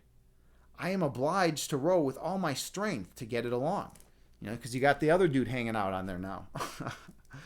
"I wonder why it is," said the youngest, "unless perhaps it is the hot weather. It is strangely hot." On the opposite side of the lake stood a splendid, brightly lighted castle, from which came the sound of the joyous music of trumpets and drums. They rowed across, and every prince danced with his love. And the soldier danced too, unseen. If one of the princes held a cup of wine, he drank out of it, so that it was empty when she lifted it to her lips. This frightened the youngest one, but the eldest always silenced her. They danced till 3 next morning, when their shoes were danced into holes, and they were obliged to stop. The princes took them back across the lake, and this time the soldier took his seat beside the eldest. On the bank they said farewell to their princes and promised to come again the next night. When they got to the steps, the soldier ran on ahead, lay down in bed, and when the 12 came lagging by, slowly and wearily, he began to snore again, very loud, so that they said, "We are quite safe so far as he is concerned." They had no idea. He completely played them. Then they took off their beautiful dresses, put them away, placed the worn-out shoes under their beds, and lay down. The next morning, the soldier, determined to say nothing, but to see the wonderful doings again. Oh, the next morning, the soldier, determined to say nothing, but, to see the wonderful doings again. So he went with them the second and third nights. So this guy's risking everything. He just went back 2 more nights. That's pretty crazy, right? To go back there 2 more nights. If I were him, I would have just told the king, hey, king, I know the story. I know what happened. Give me my reward. I wouldn't be like, hey, let's go see these like weird 12 princes that live under your bed. Doesn't that seem kind of weird to you? All right. Anyways, everything was just the same as the first time, and they danced each time till their shoes were in holes. The third time, the soldier took away a wine cup as a token. When the appointed hour came for his answer, he took the 3 twigs and the cup with him and went before the king. All right, he's gonna reveal everything to the king now. Let's see if the king is a man of honor. Let's see if the king upholds his end of the bargain, and let's see which one of the 12 princesses he chooses. Right? Okay. The 12 princesses stood behind the door, listening to hear what he would say. So they're still a little interested, right? They don't feel like they're totally confident, right? There's still a little bit of concern, with what he's going to say. When the king put the question, "Where did my daughters dance their shoes to pieces in the night?" he answered, "With 12 princes in an underground castle." All right, he's giving it to him. Then he produced the tokens. The king sent for his daughters and asked them whether the soldier had spoken the truth. As they saw that they were betrayed and would gain nothing by lies, they were obliged to admit all. So they had to tell the truth. They had to confess. Thereupon, the king asked the soldier which one he would choose as his wife.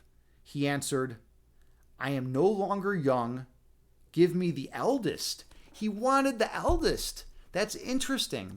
I thought for sure he was going to take the youngest because she seemed like a nicer person. The eldest seemed kind of like proud and cocky, right? Doesn't that seem weird that he chose the eldest? Well, whatever. All right. So the wedding was celebrated that very day, and the kingdom was promised to him on the king's death. So this guy now was poor, his life was trash, and now he's becoming the king.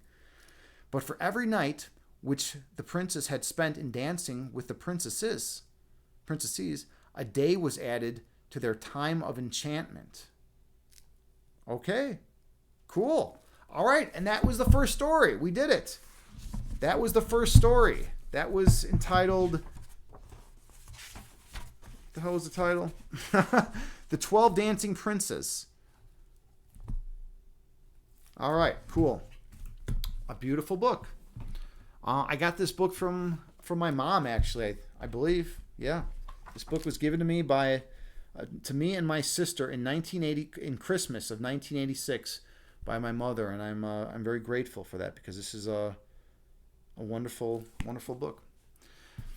Okay, so we got through Grimm's Fairy Tales, we got through the Sevenfold Journey, reclaiming mind, body, and spirit through the chakras, and we got through Lao Tzu's The Tao Te Ching. Right, pretty cool, pretty good start to the day. Let's see what's going on in chat. Let's see. Herbert, you say it was JT's nieces. All right. They did too much water chakra. Oh, too much of the water chakra. All right. So, let's get out of the current category we are in because we're no longer just going to be chatting. We are going to be doing some movement.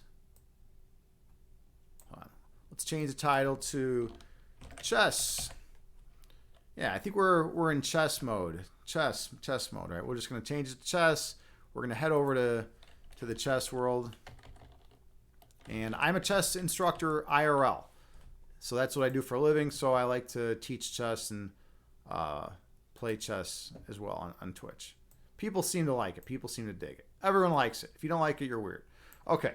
All right, cool. Let's do some chess. We'll start by a little puzzle rush. Let me get it all set up for everyone. A little puzzle rush. So we got to go window capture, close this down, do this. Chess puzzles. Okay. So the goal for Puzzle Rush is to solve as many puzzles as you can in a 3-minute period. The highest I've ever gotten is 28. I'm usually happy if I can get in the 20s. So let's see how good I can do. All right, let's see how this goes. Got to get my game face on here. This is getting serious. All right, Puzzle Rush. You should all be able to see that now. Yep, you can all see that. Let's do this. Bam. Play.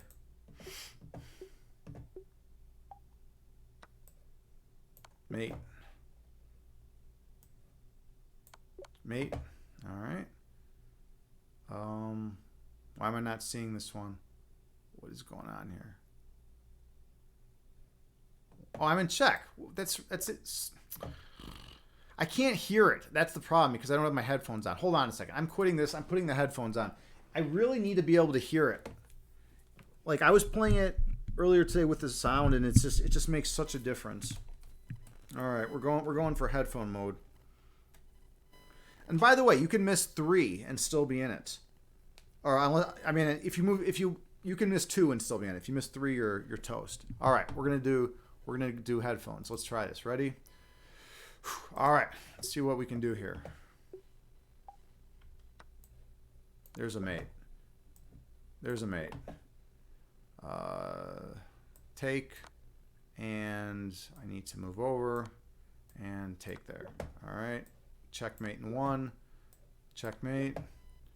Check, sack the queen for mate. What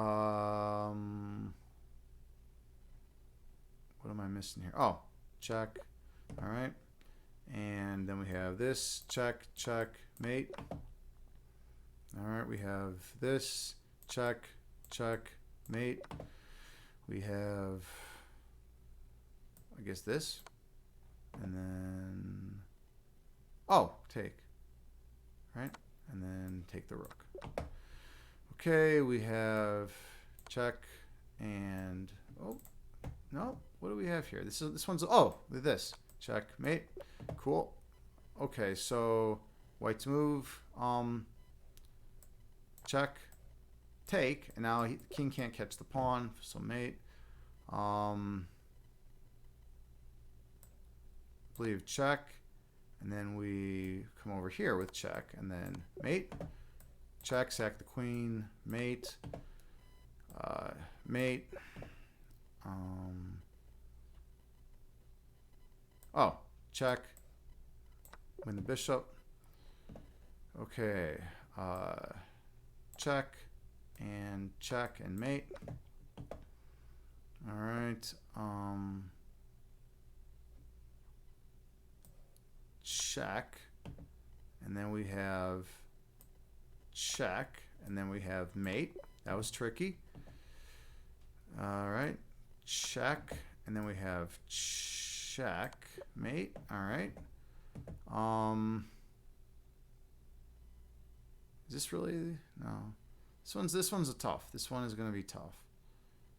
We've gotten pretty far. Oh, no. We do this. Sack the queen. Check. And then mate. Okay. This one's tricky too. Check. It's got to be this. And then mate. That's a sneaky one. Really sneaky. Okay. I can't do. Well, I could play this. All right. Guess we'll do this. So I take here. All right. And then we have check, checkmate. And then we have check and mate. And we have check. Ah, that was wrong. Okay. Push. Push. Oh. Nope. Just go. Oh, I fucked that one up. All right. Oops. 24. 24 is great. All right. 24 is a great score. I am happy with that. All right. There we go.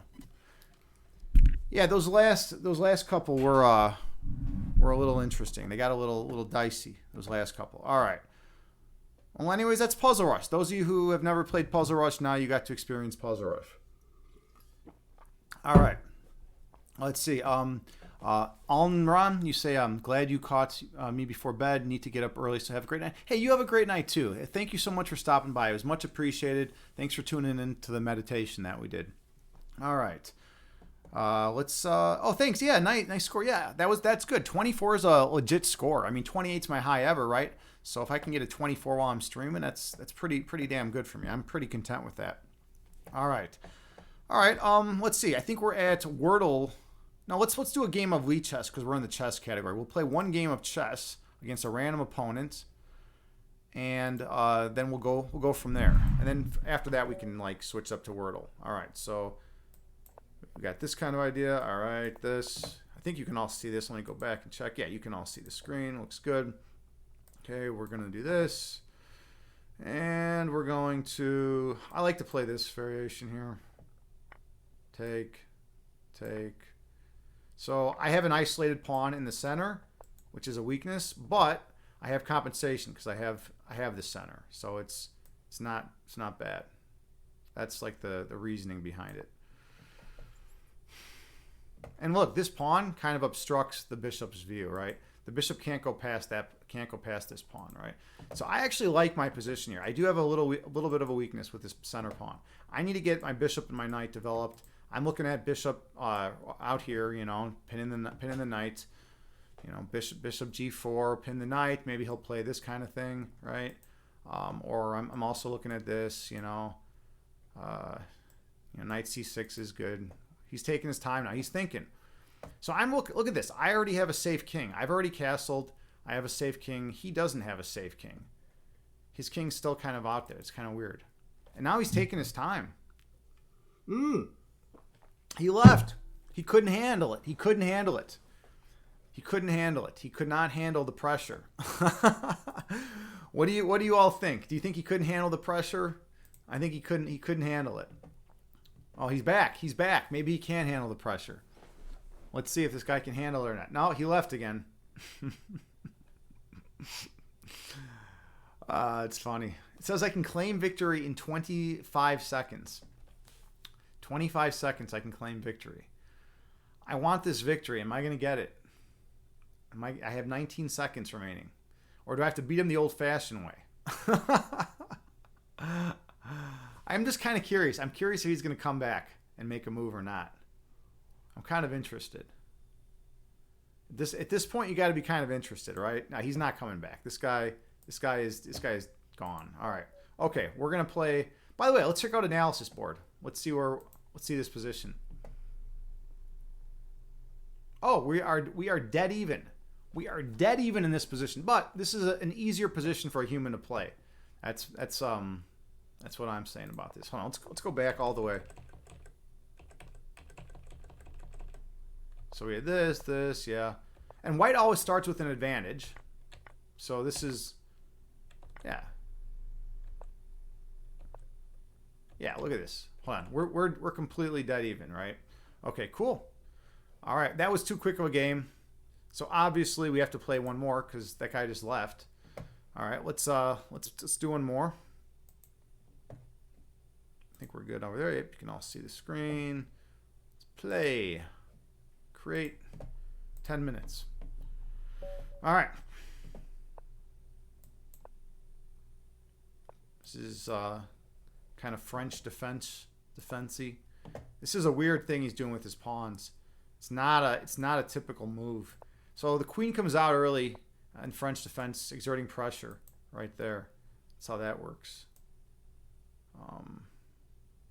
Bishop out. I play this line, and then I go to trade. Okay, he's going in for this. He's going in for this. I think that this is kind of a weird. This is kind of a weird line.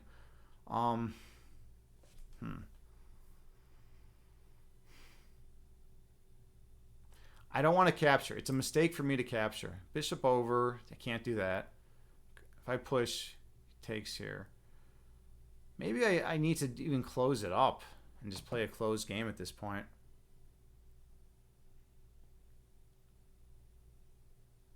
You know what? I'm going to go with it. Hold on a second. I push. He takes. My mouse DPI is off. I take. And then he challenges it. I don't really like that.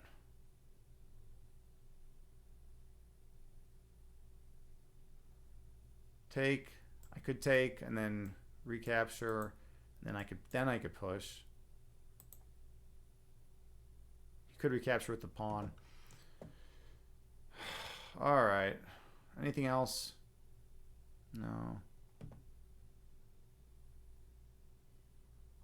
Yeah, you know what? Fuck it. That's what I have to say about that. I'm fine with recapturing this way, right? All right, he's coming in like that now. All right, fine. Does that matter?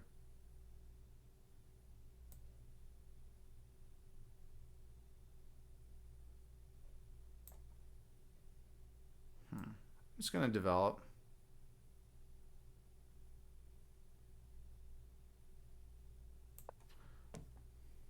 He might take now. All right, so he took down here, which is fine. So I now get development, and that actually was the best thing. So my light square bishop was not a great piece there. I'm okay. I'm totally cool with it, what just happened. I'm totally cool with what happened. Okay, so now the question is, do I take with the pawn or the knight? I think I want to take with the pawn. Open up the rook. So he might pin the knight, which is fine. Or do I take with the knight? If I take with the knight, he's got this check. And then I could even move my king up. This might be a good square for my king. That's kind of cool. Take with the knight. My knight's in a better position. If I take with the pawn, the rook files is nice and strong.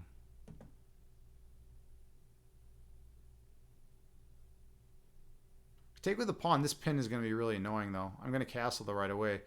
No, it's better to...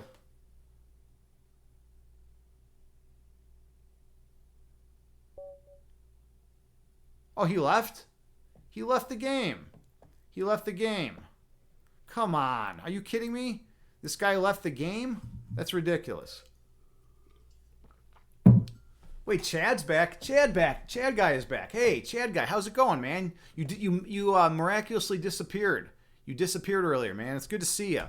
You know, what's going on with you, dude? We got things back in order. We had a good meditation. You missed a solid... This was one of our best. We had a solid meditation. We read Grimm's fairy tales even. We did Taoism. We did chakra balancing. You missed some good stuff. I will tell you that, man. You know, you always leave when the good stuff happens. All right. Cheesecakes and mango ice cream earlier. All right, let's do another. Neither of those games were good. I want to look at the analysis of this, right? Yeah, they're all leaving. They're all just leaving. They can't hang. Let's check out the analysis. I want to see what the computer engine says about this. Yeah, right. It wants me to take with. It says either. It says either the knight or the pawn, right? So either one is fine. Yeah, and this is an even game. 0.1. 0.1. Totally even. Yeah, so that's good. For black to equalize this early is good. So that means my opening was good. All right. That makes me happy. Let's do another one because we have not had a full-length game yet. We've had two opponents just take off. All right. Oh, this is the England Gambit. This guy's trying cheap tricks on me. Watch what's going to happen. He's gonna bring out his knight. What? Okay, if he doesn't want to play the England Gambit, then that's fine. All right, he's playing something more solid now.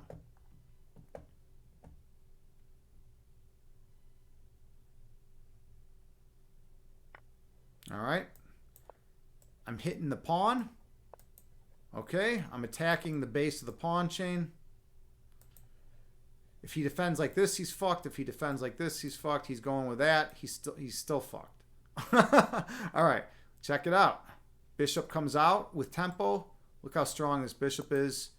It's a beautiful piece. Now I'm going to be able to exert a lot of pressure on him. By the way, this pawn right here is hanging. I could just scoop up this pawn with either my rook or my queen or my rook here. All right. So the question is, which pawn do I want to take? It hits with check. Then he'll bring his bishop over. And then what do I do? Maybe queen over? No, queen here, I guess. Yeah, that's beautiful. That's a beautiful play. Like, look at this idea, right? Check. So I won a pawn already. I'm already up a pawn. Then I come here. I'm threatening checkmate in 1. This is game over unless he defends this. Game over unless he defends this. This is pretty cool. He's on his toes a little bit. I can tell this guy's not a grandmaster. All right, he defended it correctly. He did defend it correctly, though. I'll give him that. So I do have queen up here. Oops, but then he's got bishop. And then I don't have continuation, I don't believe. Well, hold on. Then I have bishop here pinning his bishop. Ooh, this is kind of an interesting sequence. So queen here attacking the rook, right? Oh, he could just develop his knight. And then everything sucks. Yeah, so I'm not going to do that. All right. Whatever. We're just going to get some development in. Hold on. I feel like I need to attack over here. Everything's too good. Everything is just too good here. Because there was queen here, and then if the bishop comes right here, my bishop, he can't take my queen because of the pin. That would be weird, and then I guess I would just take. Wait, that's pretty sneaky. That's really. This is one of those situations where it's really sneaky. But if for some reason he brings his knight out, I'm fucked. So I would never make this move. All right, so let's make a different move. That's the thing about chess. You don't want to make a move and be like, oh, well, if my opponent doesn't see it, I'm in good shape. But if they do, I'm in trouble. You don't want to play that way. All right, let's go out. Let's go out over here, I guess. He's probably going to bring his rook over and like attack my queen. I don't really see, what else he's going to do. Maybe, he could always bring his bishop to b4 or that. That's real passive. That's too passive of a move. Notice how all of his pieces are on his 3 ranks. He does not have much space. I have 2 pieces on my 4th rank. I own more of the map. I'm castling. Now I'm going to push forward because I own more of the map. Let's push forward. I'm looking at getting some pawn breaks in. My bishop now can come out farther. So he's going for that idea. I'll go for... If I play this, he's got this. Like, is that bad or not? Then I come over. Doesn't look bad. It doesn't look bad at all. Looks fine. Let's see if he hops his knight in. Yeah, then I just come over. It's weird. This is like a weird piece to have here. Maybe I should be more concerned about it, but I feel like everything's just covered. Everything's all right. And that this knight's actually just blocking this bishop a little bit. All right. So, do I push? Where does this knight go? This knight maybe hops over here. I don't know. Then I push out here.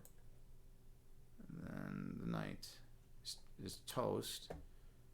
See, I push. The knight could also just hop back and then reroute. Okay. What else do I have? Do I have anything else good here? I could break. I could always go for this break. He's got 3 defenders, and I would have 1, 2, 3, 4. I would have enough to break through. But I kind of like having the spatial edge that I have. Maybe reroute my knight and push forward this way. That looks kind of cool to check out. It might be a little slow, but it might be fine. All right, we're gonna go with it. I like the idea. I like the idea behind it. The idea is f4, and then the knight can always hop back here. And I'm ahead in development. I feel like I'm a little bit ahead. Maybe I'm not ahead in development, but whatever. He's in trouble. I'm up. I'm solid right here. I'm solid. I have more of the map. All right. By the way, this is kind of a weird looking move to move the knight back right there. All right. So he went in for this. He's exerting more pressure right here. So now, let's see. How do I want to play it?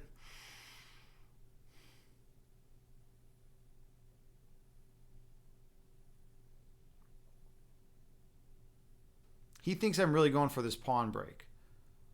I'm going to do something different.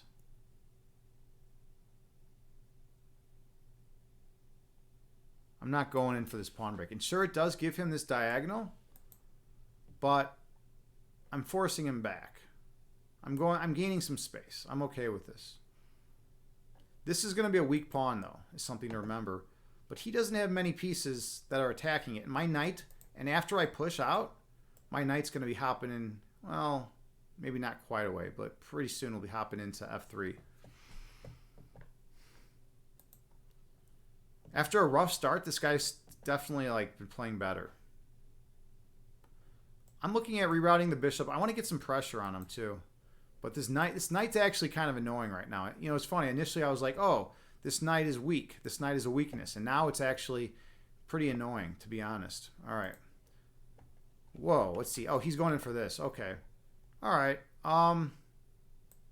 That's fine with me. Take. Now, I believe I can just, you know, I can even play this kind of idea. Oh, I see. He's looking at what, hopping in there. My knight's covering. My knight's actually a really good defender here, which is kind of interesting. So now I'm simply gonna kick the knight out, or the bishop out. I want to make that bishop have to find a new home. Well, get out of here, bishop.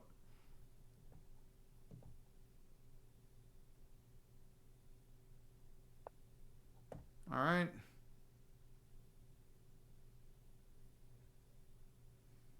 I think I'm going to push now.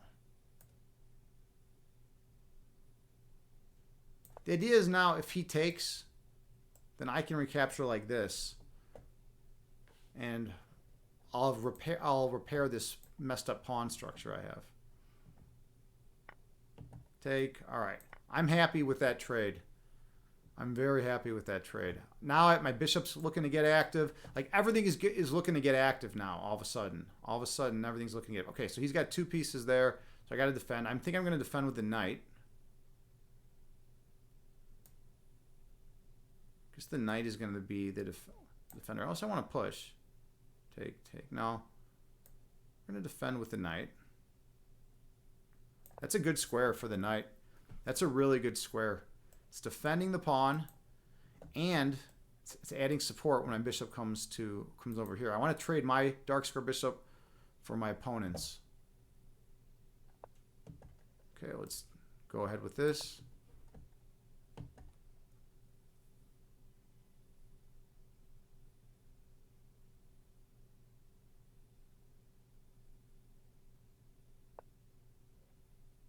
He doesn't want to trade.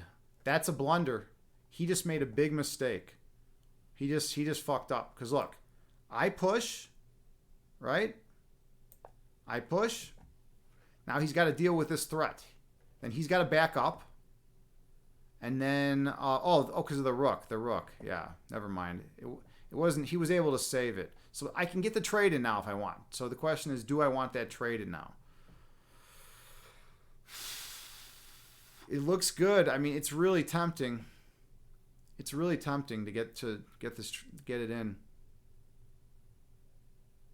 I could just completely close everything off and clamp down here. That's kind of weird though. And then my dark squares would be garbage. I got to play a little quicker too. I really got to play a little quicker. All right. So this is a little bit messy. Yeah. Let's do this. Let's go for this.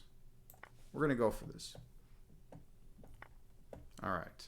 So, yeah, he has one less attacker on d4. All right. So I'm going to actually play on the queen side now. I think. Or do I want to play here? Now, this probably is smarter to play this way. All right. Let's do this.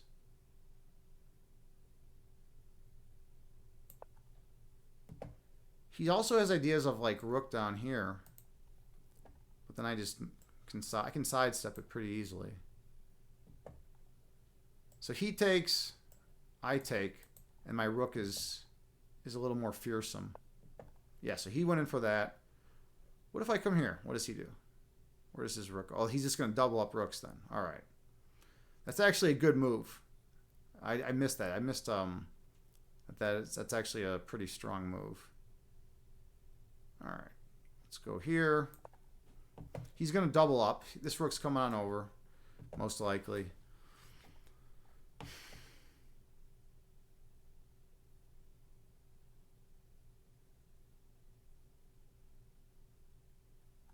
This is a pretty cool endgame. My time situation is low. I'm not going to talk that much now. I got to stop making arrows and talking because my time situation is low. All right.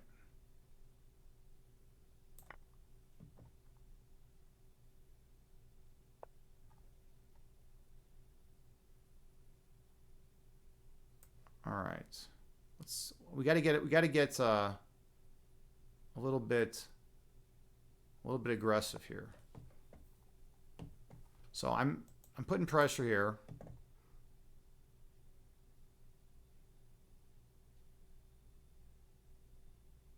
I don't know if I would trade. Yeah, he's got to go back there and defend. All right. And we're going over here.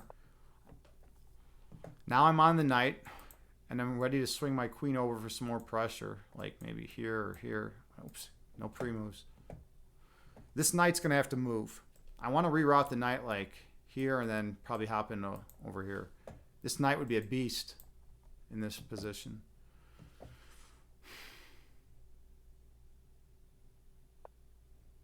All right.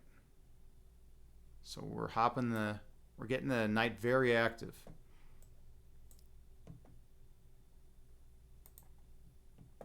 And I can start pushing these pawns actually too. That's another idea. That might even be better. Just push the pawns. But then he's going to be able to dislodge the rook. I got to make sure it works out tactically. All right, so that doesn't work. I don't know what... Oh, it does work because if I move the queen away... So the queen's got to come back here and attack the rook.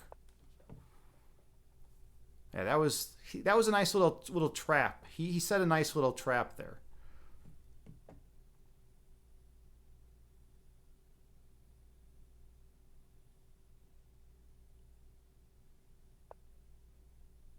All right. Now I could do this knight move. I've been thinking a lot about this knight move. Maybe I should do it. I mean, it's just such a ridiculously strong square for this knight.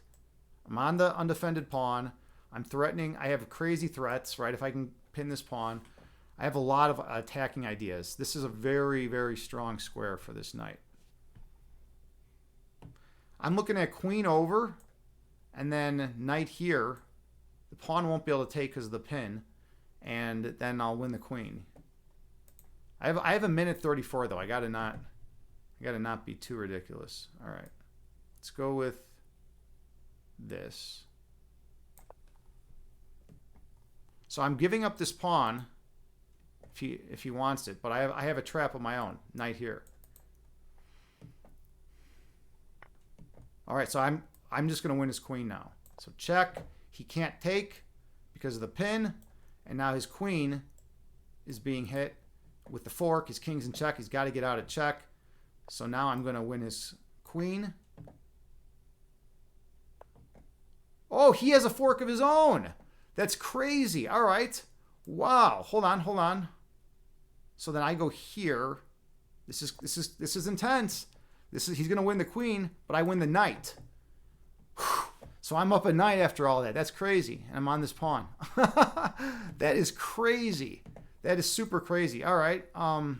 Let's do trades. Trades help me. I'm up material. I want to trade as much as I can. All right. Cool. We'll just see. Take. Do I fall? Hold on. Do I fall for a trick? Take over.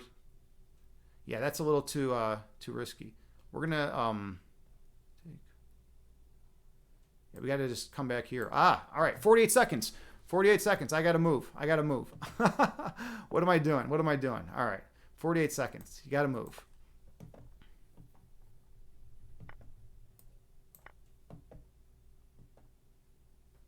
Gotta move.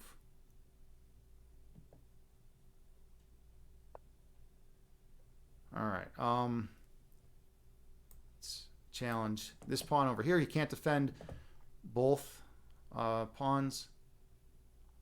I have 38 seconds. It's a matter of time. So will I run out of time or not? I got to play super quick.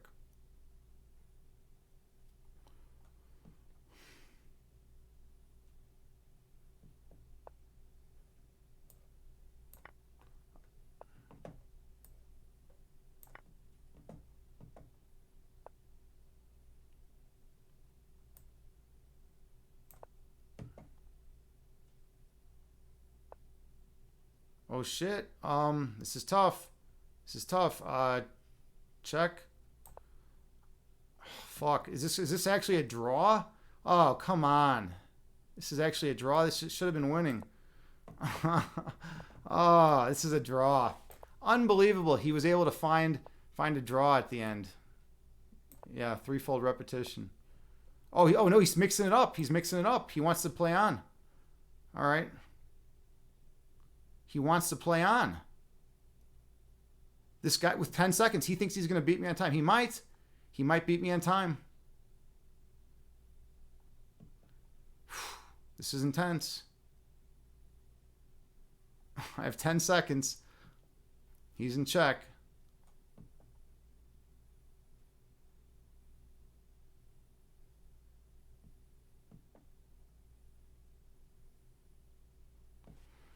Wow. Did he leave? He might have left. He might have left.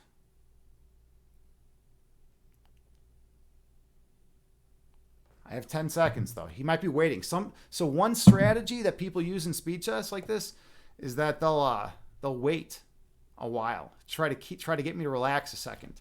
And then like maybe with like 20 seconds they'll start playing again. So I have to be on a high alert.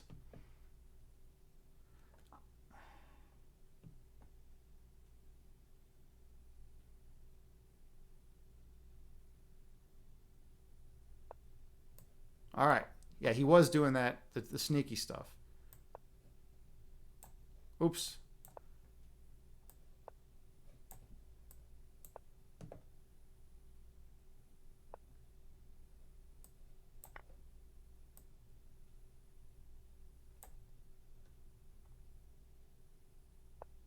Yeah, he got me on time.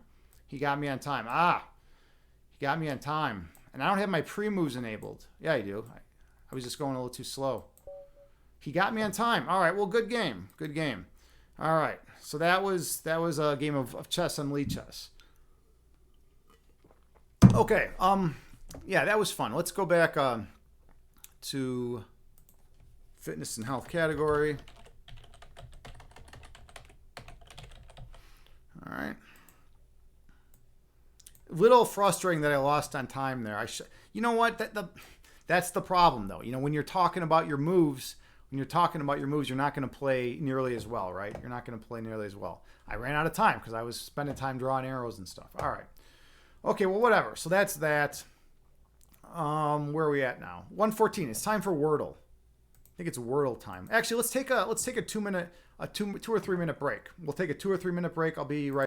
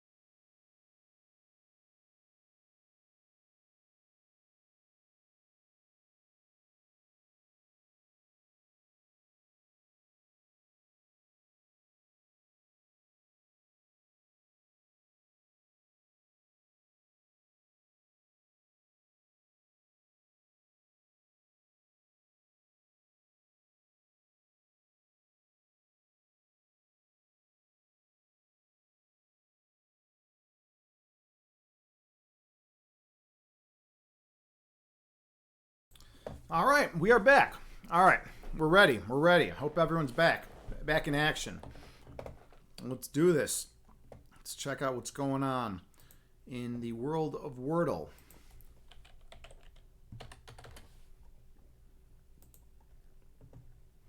All right, let's load it up so everyone can see. There we go. Wordle. Let's see how we do tonight. Last night, I believe, there was a word that had 3 of the same letter. I had never seen that before. So that was kind of cool. I do. There's the I and an E. Let's try story. And an O. There's an I, an E, and an O. That's a lot of vowels. All right.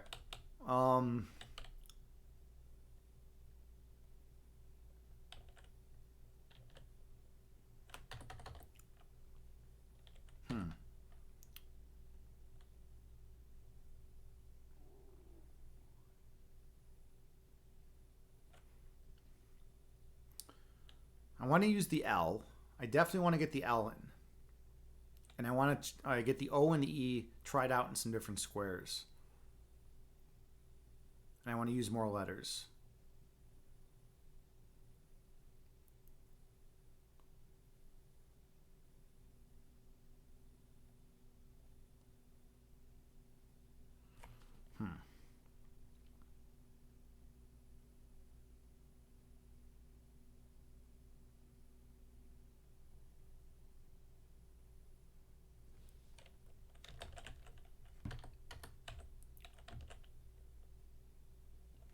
No.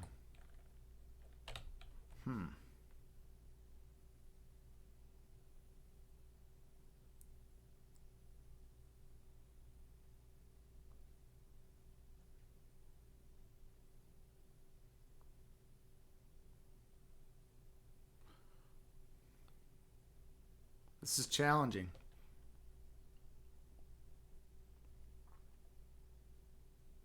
All right, let's go a different route, actually.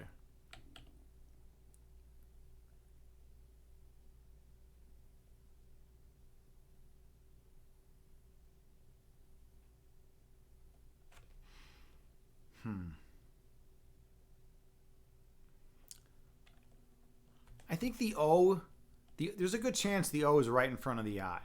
So in the second spot. I think the O might be in the second spot. There's a decent chance because OI is kind of common. Like boil, foil.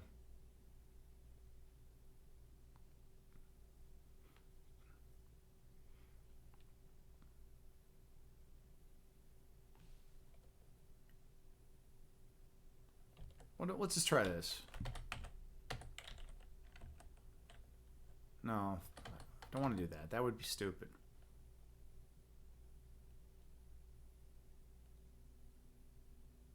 Okay, hold on. Oh, we already used the R.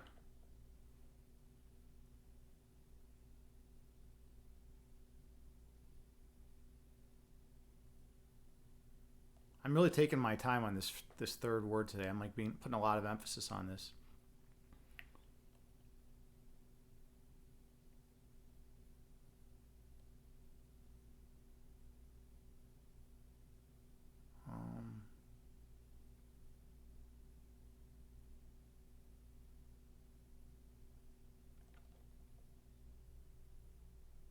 I want to do this for some reason. I'm just feeling this. Hey, there's a C. All right, I got a C out of there. All right. So I know there's a C. Okay, hold on. There's O, I, and C. So like something like there's O, I, and C. That's kind of interesting. And there's an E, obviously.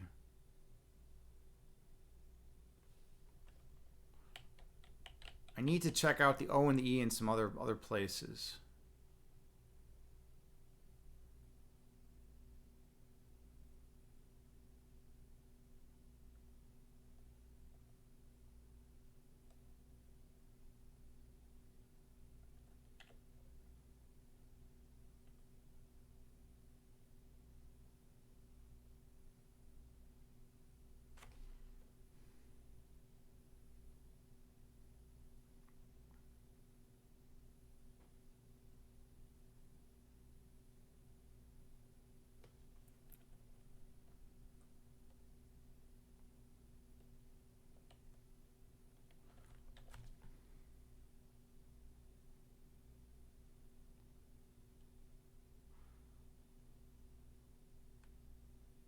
I wonder if there is an H. I wonder if it ends in CH.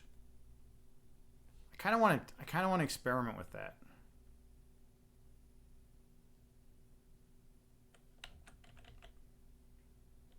Is this a word? Mooch. All right, yeah. So we got the O and the C finally. Okay, good. All right, we have the OIC. Now everything's coming into focus. So something OIC. So like, and then there's an E somewhere. So the E's got to be at the end. So choice. Wait, OICE. The OICE. Voice, POIC.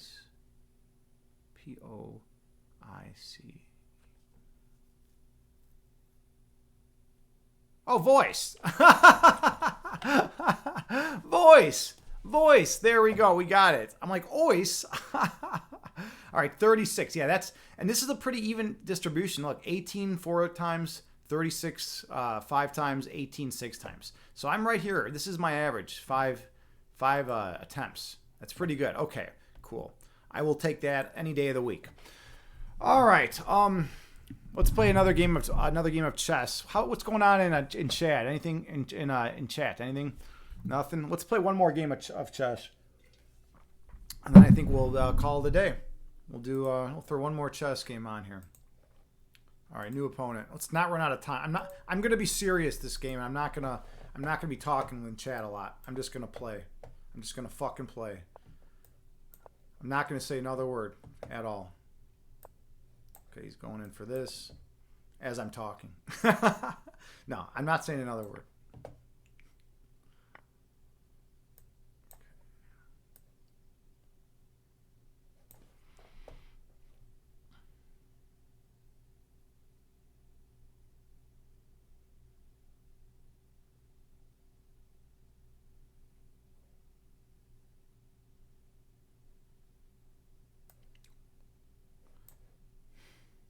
Yeah, this is how it's got to be. All right, now I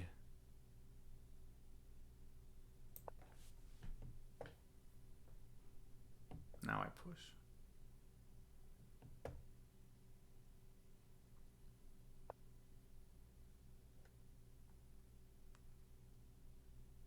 I feel like that's a mistake.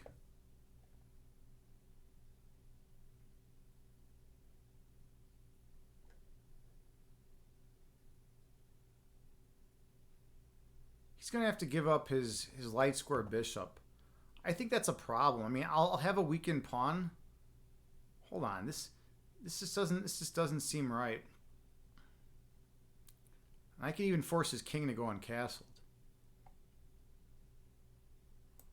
Now let's just be here. You pin me, I'll pin you. Okay. All right, cool. All right, now I think we can go in for this.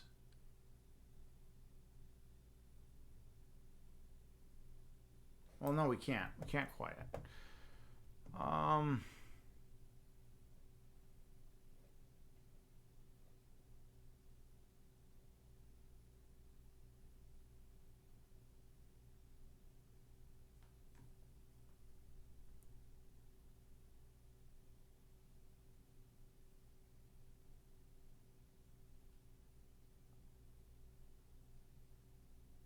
Wait a second. Hold on.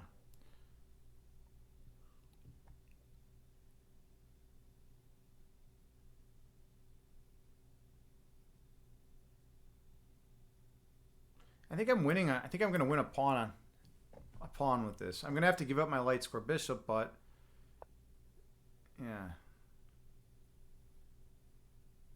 Okay, so he wants to go in with that. Oh, he's got that idea. All right. I'll come down here.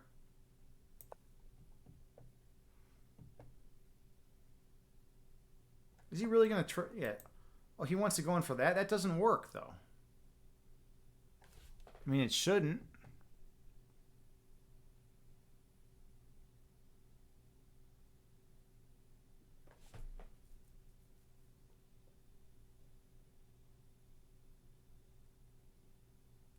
think I can even push my pawn right here. And if he takes... No, I can't, because then he takes there. Well, no, then he takes with...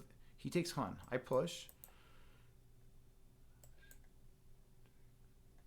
And he takes with check. I don't like that. Alright. I could retreat all the way. Don't want to do that. I guess we'll do this. And if he wants me to go uncastled, I'll go uncastled. Alright.